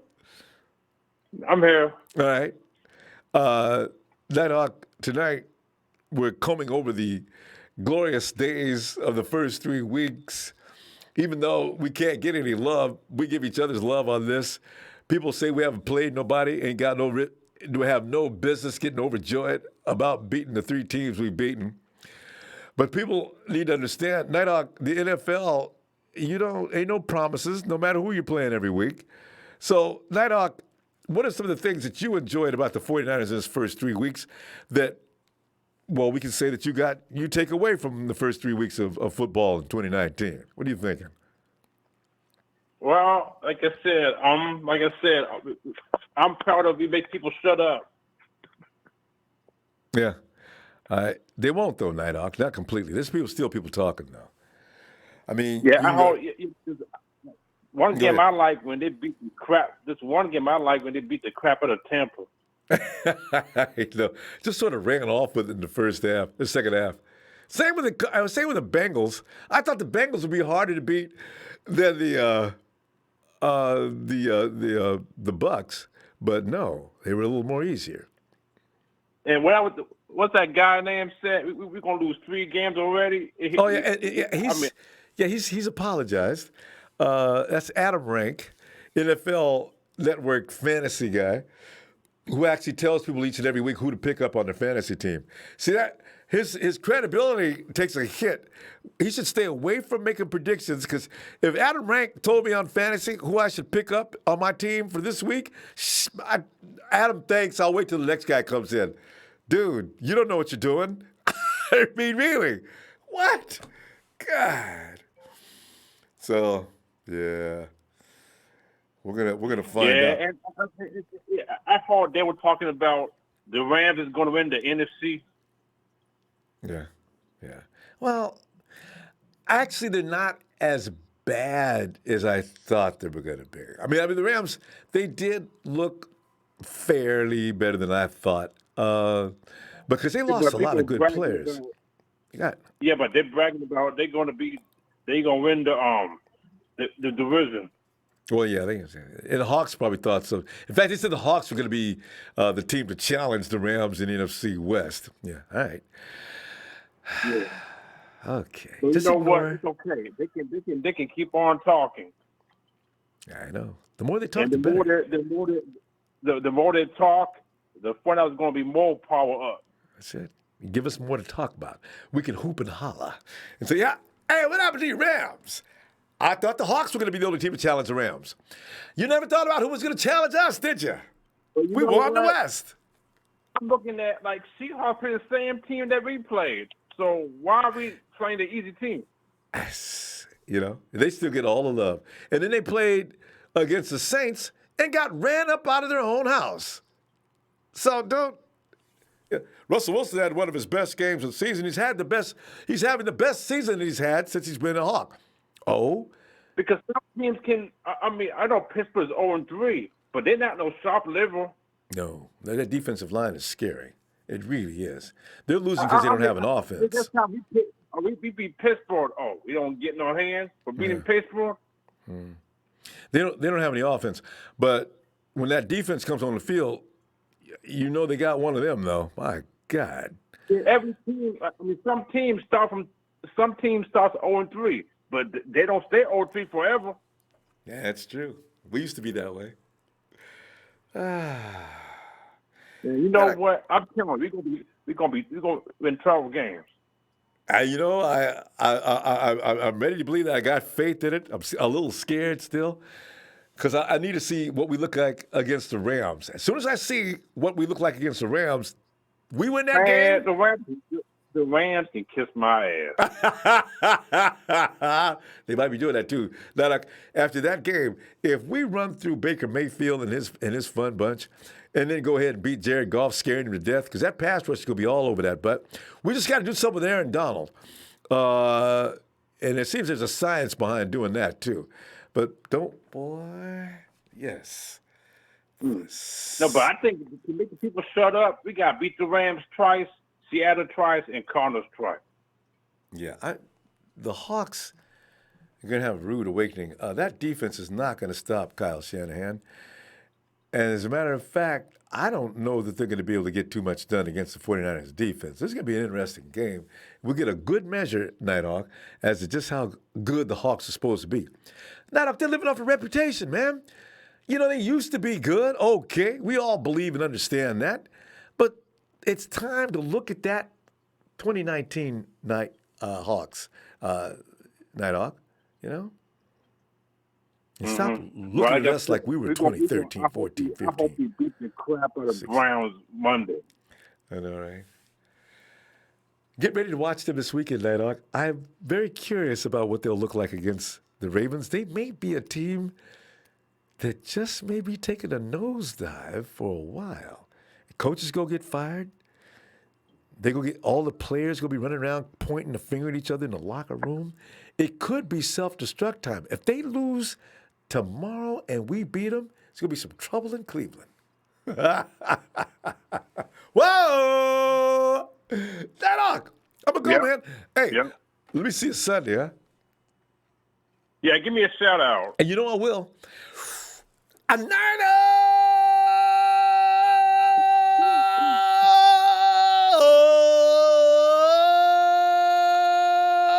for the Nighthawk. Nighthawk is out. Have a great night, Nighthawk. See you later. Hey, Jordan.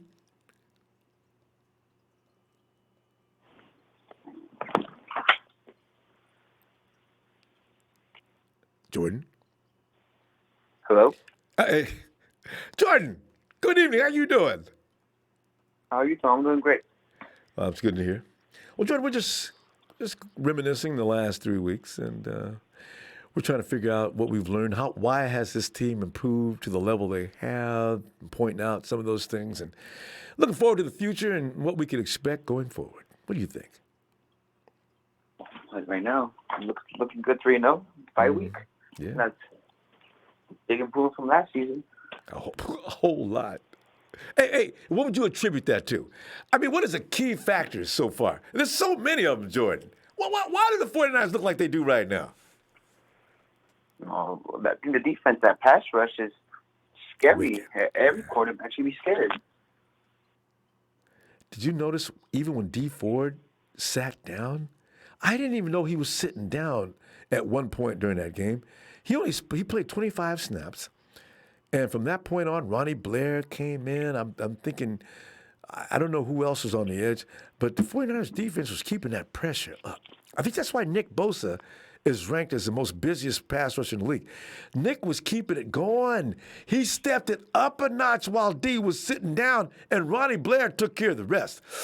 Ooh, Eric Armstead, Buckner, boy, they just it's so fun to watch.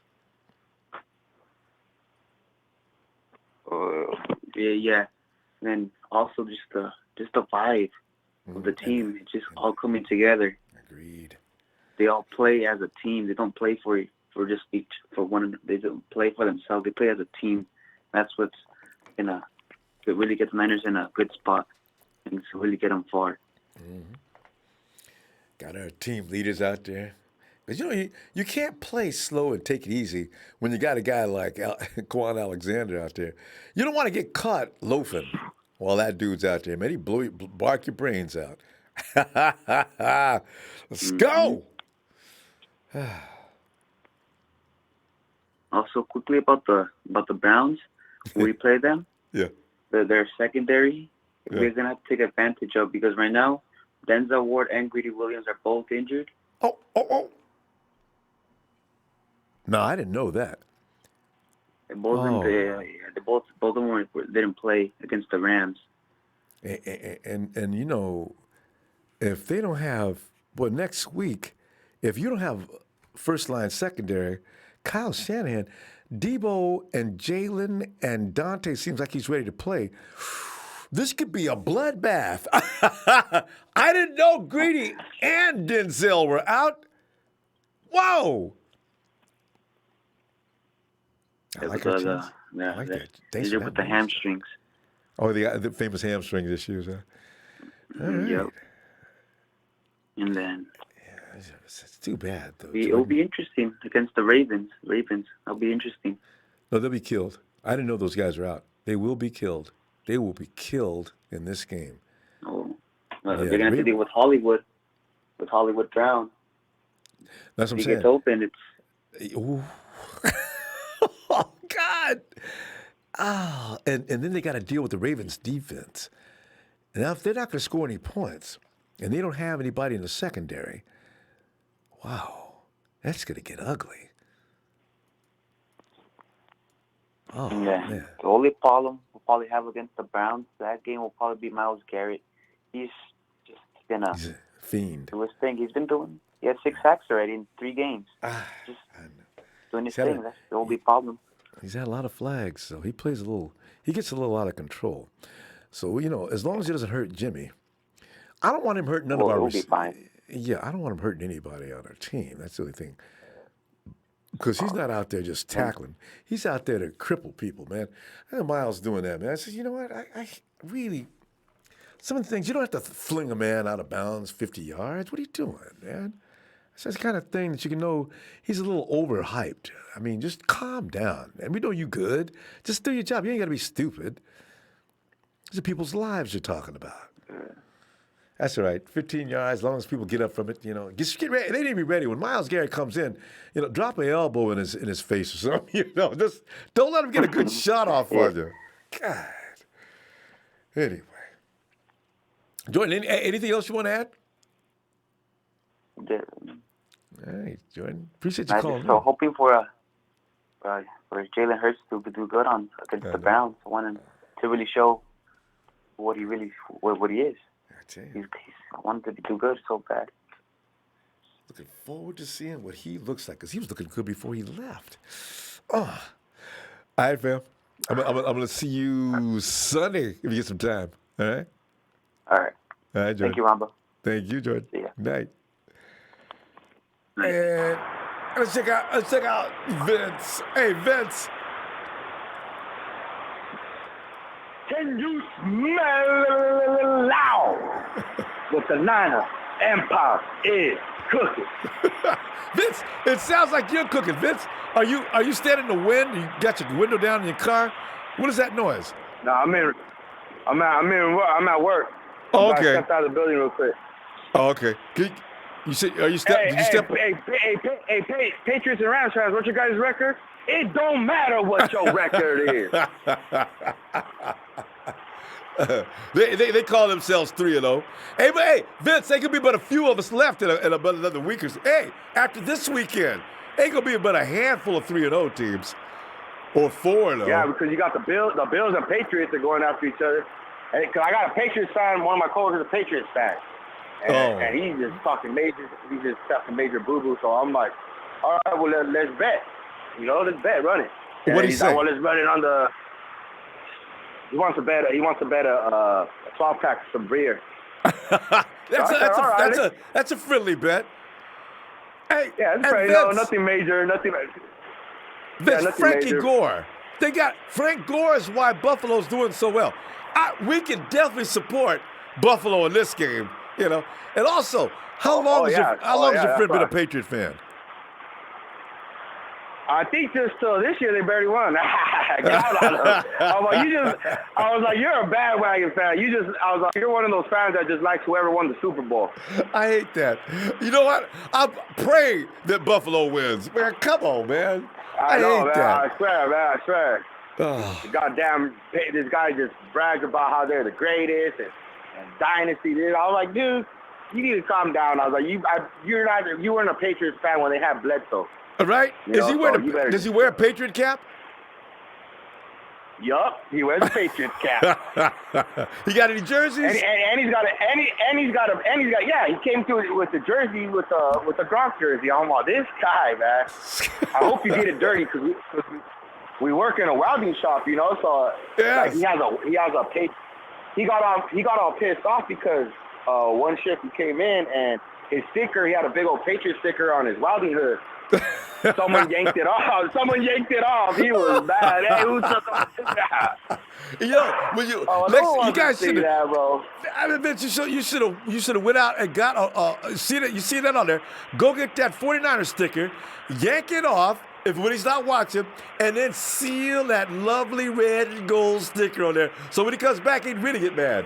But he'll know who did it, though. That's the problem. Yeah. I'm gonna. Yeah, he'll know it's me because I'm over here just, you know, because he be talking crack on my. I know you miss Jimmy G, and then he's just like, he's all, Jimmy, I can't feel my leg, Garoppolo, and I'm like, oh, you know. Oh, all right. I was like, all right, I'm gonna smack you, boy. All right, you know, he talks a lot of crap, you know, because he tried to say that Jimmy G was just all that hype, you know, but. Well, what do you think about? That's my quarterback. That's my quarterback. There you go. What do you think about Jimmy since week 1, though, Vince? I mean, what do you see? What do you see? Honestly, I see like he's just getting that rust off. You know, he's progressing in every game, and then that's what honestly that's what I want to see. You know, the Steeler game was very sloppy. You know, and but look at that. But look at this, Ronbo. 5 turnovers. Teams don't come out victory in that game. Great teams win games with 5 turnovers. See, they will not. When a team will not be denied. You know, this team's got heart. I was mad during the game about the sloppiness, but we came out with the W. I'm not gonna sit here and complain. Hey man, we came out with the dub. Hey, that's all that matters. You know, it doesn't matter you win by an inch or a mile. You know, you came up, you got that W in the W column, and that's all that matters, baby. And when you come out and you win those nasty games, says something about the team. Because, Vince, we ain't going to be winning no beautiful win every week. Some of them wins are going to get ugly, man. And this was one of them. Yeah, it is. Yeah, it is. They're going to be tough games. It's going to be, you know what I mean? Like, we're not gonna be the 72 Dolphins and go perfect season. You know, I'm not expecting that. But every game, it wouldn't be bad to have it. But I mean, hey, every game, you just gotta get in. Yeah, every game I think we're gonna win. But if we don't, I'm not gonna sit here and cry and. You know, fans are going to overreact. Oh, we lost the game. We're back to fire the coach. Get rid of John Lynch. Yeah, they don't know hesitation on that. Jed York needs to sell the team. Calm down. And look at our draft picks. Shout out to Lynch, Mayhew, Peters, Shanahan. Remember that rumor that was before the season? These scouts were just talking about how our front office didn't know what they were doing. Just, hey, man, leave these guys out of it. You scouts, you guys are just there to be there, you know? And that's why they got y'all. And most of them got fired. So, see, they'll hush now. Vince. Oh, yeah. Vince, I wanted to tell you a quick story. Real quick. All right, go ahead. Quick. I'm right here from the Fresno area, right? It's from the 559. So we deal with a lot of fruit, you know, packing houses. So my one of the part owners of this packing house, he was cool. He would come around and talk to me because I was a palletizer, so the food's being sent out. So he's talking to the workers already, right? So he's like, yeah, I got to go to Oregon. My daughter's a cheerleader. So I'm all right, whatever. Didn't pay no mind to it. While I end up leaving, I end up finding a better job. I leave out of there. One of my coworkers calls me back, and he's like, hey, bro, your guys, because he's a Rams fan, he's like, your guys' first-round pick came over here. I'm all, who? He's on DeForest Buckner. Buckner is married to the part owner's fucking daughter. No! Excuse my language. But to the daughter, dude. And if I would have stuck around that season, because I left when he got drafted. So, like, I left, like, in summer after that draft. So, and he came like around in, like, October. DeForest Buckner was out here in Fresno. And he married a daughter. I looked it up too. I was like, you're lying. So I looked it up, and there's a part owner right there with Buckner. Crazy. There's a part owner right there with Buckner and everything. I was just like, damn, small world, dude. But yeah, Ronbo, hey, we're gonna enjoy this bye week. You know what I mean? The Browns. Ooh, can't wait, baby. Can't wait. And then, like you said, though, I heard you saying earlier, the Rams. That's gonna be the true test. There it is. Let's see how we do against the Browns, and you know, cause I still think if we smash and break the bricks off the Browns, nobody's gonna say, this. Oh, the Browns. The Browns don't. They're right. missing players. Still ain't gonna get no love. They're gonna still make excuses. Yep. With the Rams, though, the Rams, that's gonna open up eyes. There you that's gonna open up eyes. Remember that year with Harbaugh when it was 2 undefeated teams? It was, I think we were going against the undefeated, the Lions. The Lions were 5-0, and we were 4-1. Yeah. And we beat them, and that's when we started getting recognition. All right, the Niners are for real, you know. It is, and that's what's gonna happen this year. That's all it's gonna take 5 weeks. All right, Vince. All right, Ronbo, you have a good night. Appreciate what you do, baby. Hey, thanks, Vince. And have a good night, fam. Good to hear from you, Vince. Looking for you later. Yeah, all right. Night. All right. Oh, God. So much history you can always go back to. Some of the things we've already been through, isn't it? It's great. Stone Cold Slick.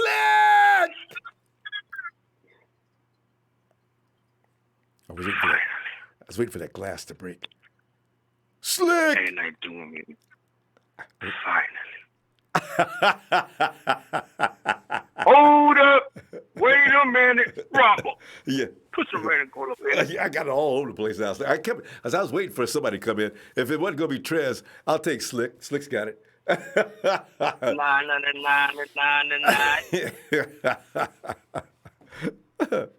Slick, man, you're really good at that. The Rams have Rudy. They only scored uno dos tres points, and they're broke. You know what, Rambo? You know what? You left him in front of church. You left him in front of a church. But I'm gonna eat my crow. Niner Empire. Niner for life. What's up, Rambo? That's the real Slick. Oh, man. Slick, here we are. In your wildest imagination, did you think we're going to win all 3 of our first contests going into the bye week like we was wishing we would do?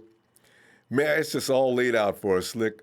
So we got to beat somebody up badly. Because people think we're just, and 49ers surviving out there on that soft schedule, running around there talking all kind of smack. It ain't, you know, and you just be looking at them dudes on social media. Man, what is you talking about, man? This is what the NFL's all about, man. You're going to pick out the 49ers and call us weak because we winning. So, you know, Slick, what do you take it away from this year other than the humiliation? You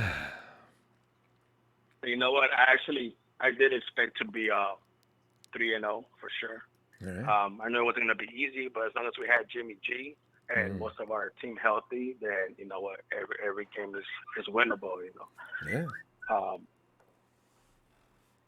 As long as the referees don't get involved. You know, the only game I saw that they got involved was in the first one. Other than that, you can see what we could do. But I don't think this game's going to be the next one with the Browns. I don't underestimate any team. You know? So I'm not going to be like. Give me a second. Let me turn this crap off real quick. Oh, I thought you had a parrot. I said he's got a good tune. Sorry about that. Yeah, but I don't think it's going to be a walk in the park. You know, be like, Baker Mayfield.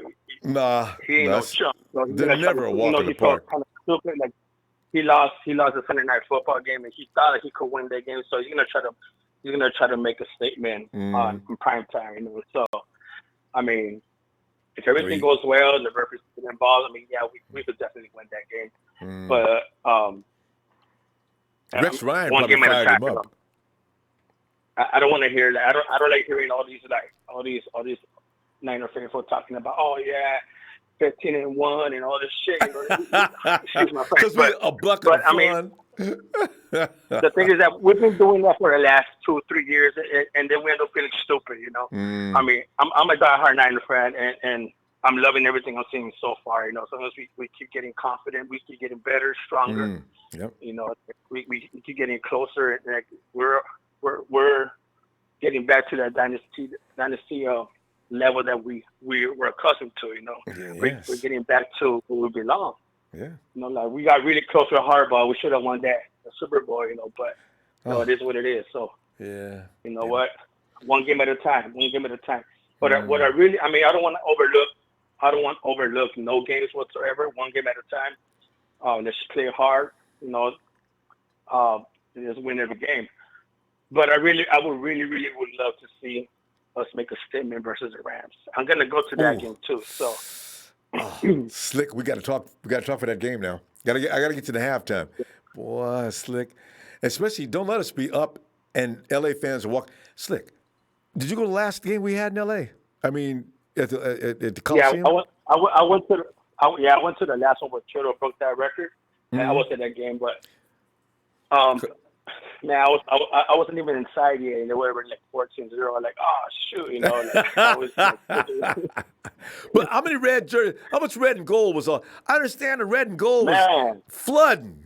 Man, I was tailgating with like a lot of different Niner like 49er Los Angeles and different types of yeah. I know about that over group. here. Yeah, so I was buzzing the print. They were like, "Oh shoot, I gotta go watch the game." You know, I totally forgot about the game. You know, we're having a good time over there. But yeah, it was a sea of red. It's like, but we were like, it was like half and half. You know, but I was loving. We were deep in there. You know, so we always represent everywhere that we go. You know, I love it. You know, so you know what? Can you picture this though? One last thing before I know you gotta go. But I'm gonna make one statement right here. Go ahead. If the Niners go 10-0, you better start talking about that perfect season. Yeah. But like I said, one game at a time. This thing could do it. Yep. We just gotta stay healthy. You know, we gotta stay healthy. And get steady. Because you know what? Because what we're seeing so far, Slick, you can see the 49ers, guys were getting it together. You work on your car. You know, you roll it for a little, run it down the road. Oh, man, I got to take this back and see what I can do with this. And finally, you get a fine tune to where you're satisfied. Now that puppy's rolling down the road because they're still looking a little rough around the edges on the offense. And even the defense could probably get a little better. But, man, that offense, when it does finally get fixed, Slick, Yeah, as far as my boy Pettis, I think they woke up sleeping giant. You know, because you know what, he's gonna go off this next game. But I think our workhorse is gonna be Debo, Kittle, KB. Hurd. I got a feeling Hurd's gonna be in there. But like those big plays that they don't really do much, but they do like the last play Pettis did it the last game. You know, it's gonna be Hurd, awesome. Pettis, and Trent Taylor. Those are the big play guys right there. Tell you, so man. Stay woke. But I know. I just hope that I just hope that dirty effort. You know, what's his name again with the Browns? He's dirty as hell. I just hope that. Myles he don't Garrett. Even touch my coach. Yeah, I worry about him. Yeah, Myles Garrett. Yeah. Yeah, just. Yeah, you saw what happened last night's game. That was crazy. It was like I want to see big hits. It's just something that's just like worries me. But other than that, I mean, ain't nobody gonna stop us. We just play 49er football. We good. We good. There you go, Slick. All right, Rombo. I don't take too much of your time. Go. I know it's late. You know, I gotta check in from time to time. I know, man. It's been too long, by the way, too. So you know, let's cut down them interval length. Get in here as soon as you can, fam. Be looking for you. Yes, sir. I'll be in as much as I can. All right. All right. But like James says, Niner Empire, Niner for life. All right, Rambo. Nice. Go Niners. There he goes. And Slick rides off into the sunset. And Jim Bronner whoop L.A. Rams like smelly mams. Oh, God. Hey, Kevin.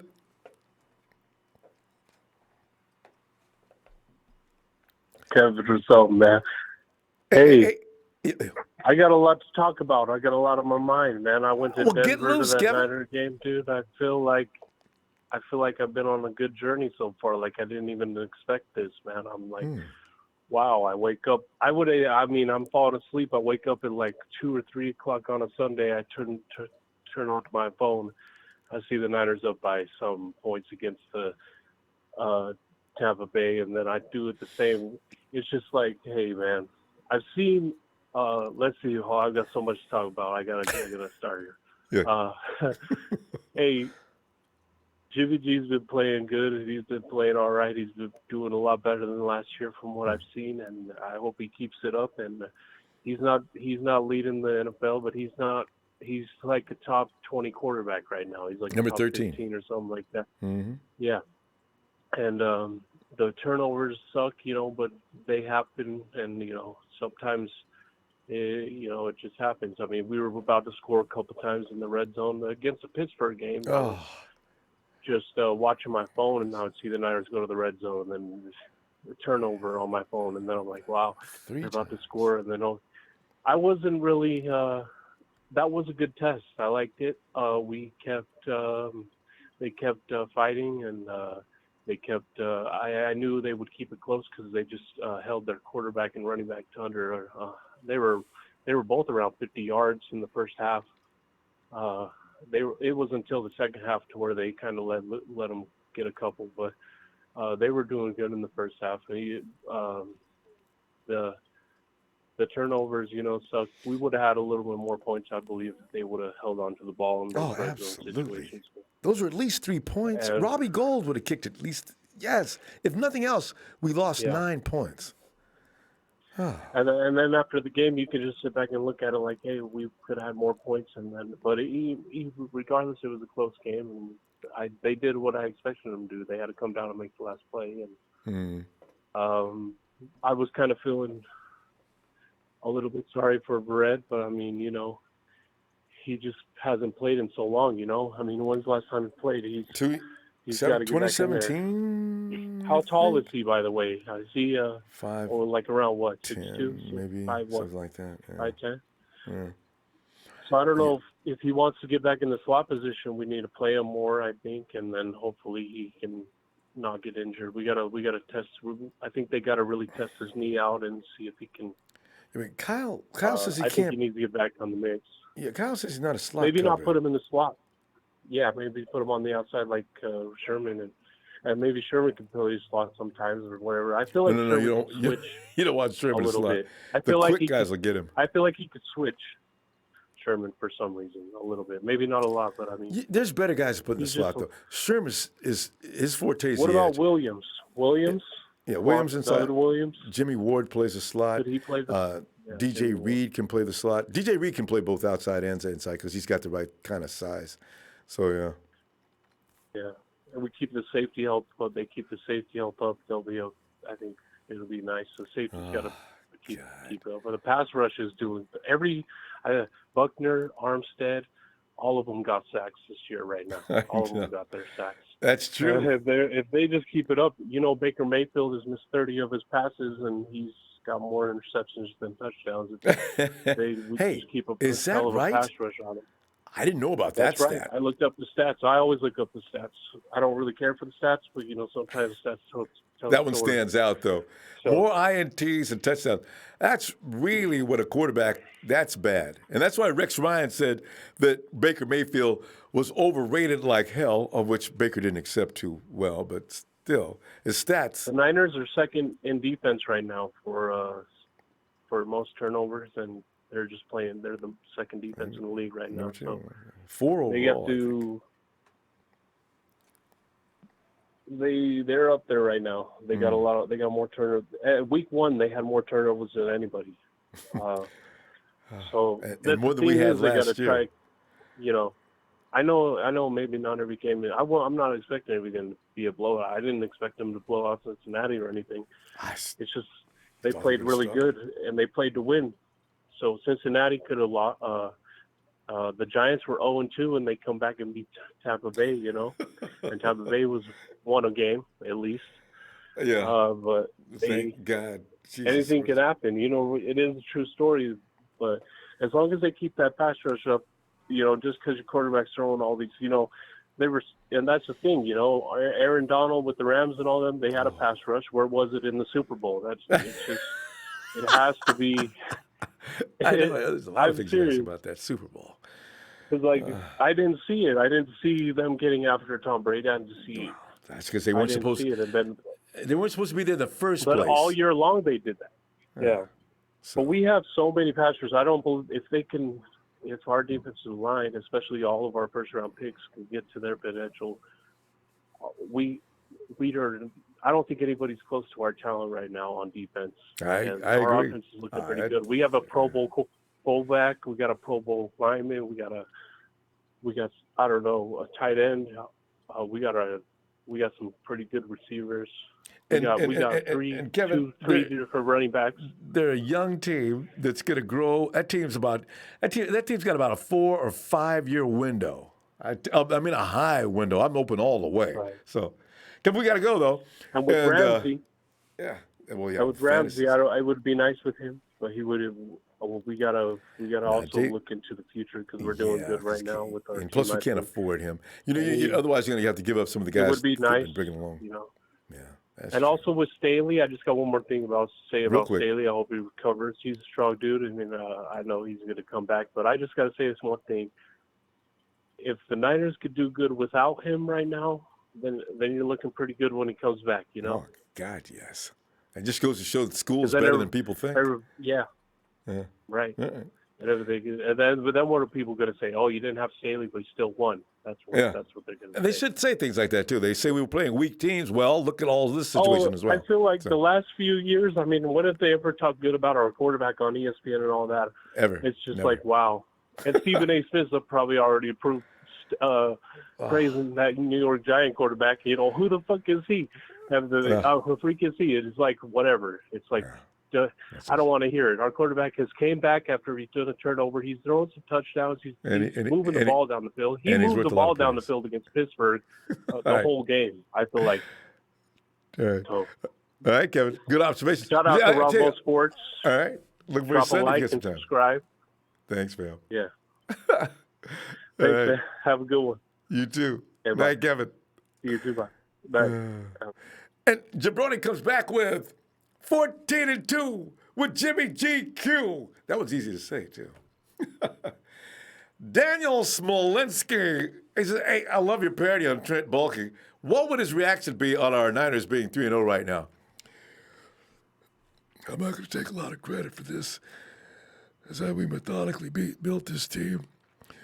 I had a lot of assistance in doing so, but I don't want to take any credit for this effort so far. This is pretty much all in the hands of the players and the coaching staff, some of the people I put in position to do the things that you're seeing take place right now. And I suspect going forward that we'll be able to achieve a lot more.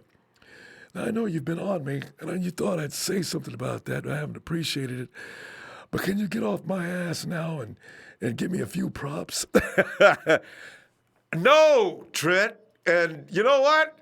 You're right. It's all about the players that you finally got right after you made us suffer for how long? We can actually get over Trent now and make jokes about him because it's all over now. And have you heard anything about Trent? Where is he and what is he doing these days? He sold his house in the Bay Area, from what I understand. So, And Real Gamer says, 49ers will completely steal the soul out of the Browns. I can't wait to see them play. There's such an exciting week of football, and we're not even playing this week. But there's so many games to watch. Oh, what a fun time. 2019 football. So we're never going to forget over this year, are we? Coach Tim Mendoza says, keep doing your thing, fam. Our rooks are playing great, huh? Oh, Coach. And we're going to be tested in coming weeks, playing the better teams for sure. That's true. But what I'm really concerned about? How are these teams? It seems like you look at the Steelers. That was going to be a contest, and they end up getting hurt. We're playing the Browns. I don't know what the Browns are going to be like in 2 weeks, but if they get annihilated tomorrow, they're going to have a lot of mental problems in that locker room, and that could end up being a win that maybe wouldn't have been the test that we needed with the Rams. No matter what, the Rams are going to be a contest. So I'm a little worried about the Browns putting up the right kind of fight. We'll see. Brunel Jacobs, what's up? Hey, you, bro. Hey, Brunel doing great, fam. I haven't seen your name in a while either. Good to see you. It's crazy how many people aren't talking about Bosa.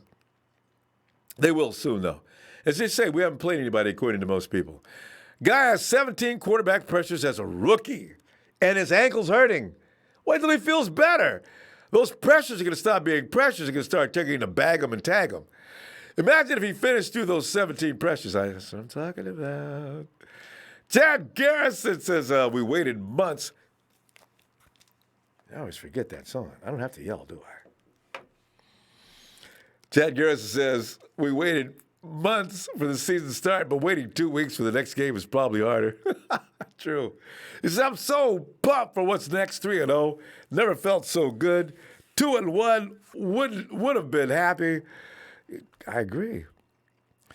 Popeye Saavedra. Honestly, I love seeing all aspects of the game. Our special teams fun to watch. Defense gets me yelling at the TV to get the quarterback because we always put pressure. Yep. You're going to see that more often now, too. Yeah, that defense, I got a feeling they're going to become pretty invincible in the next few weeks as long as nobody gets hurt, man. I just tell you.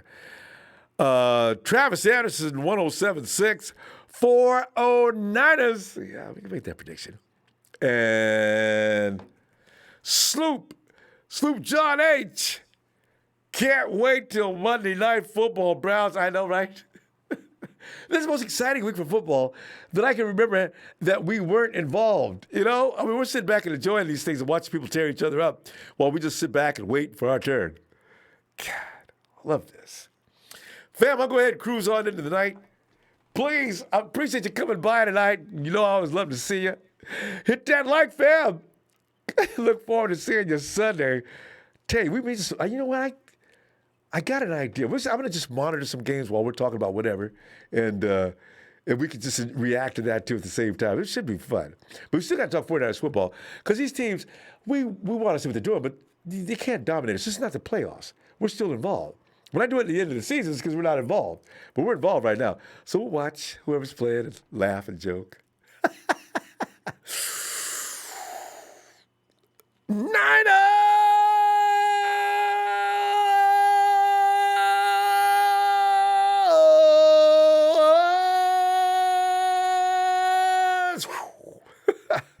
Night, Elisa.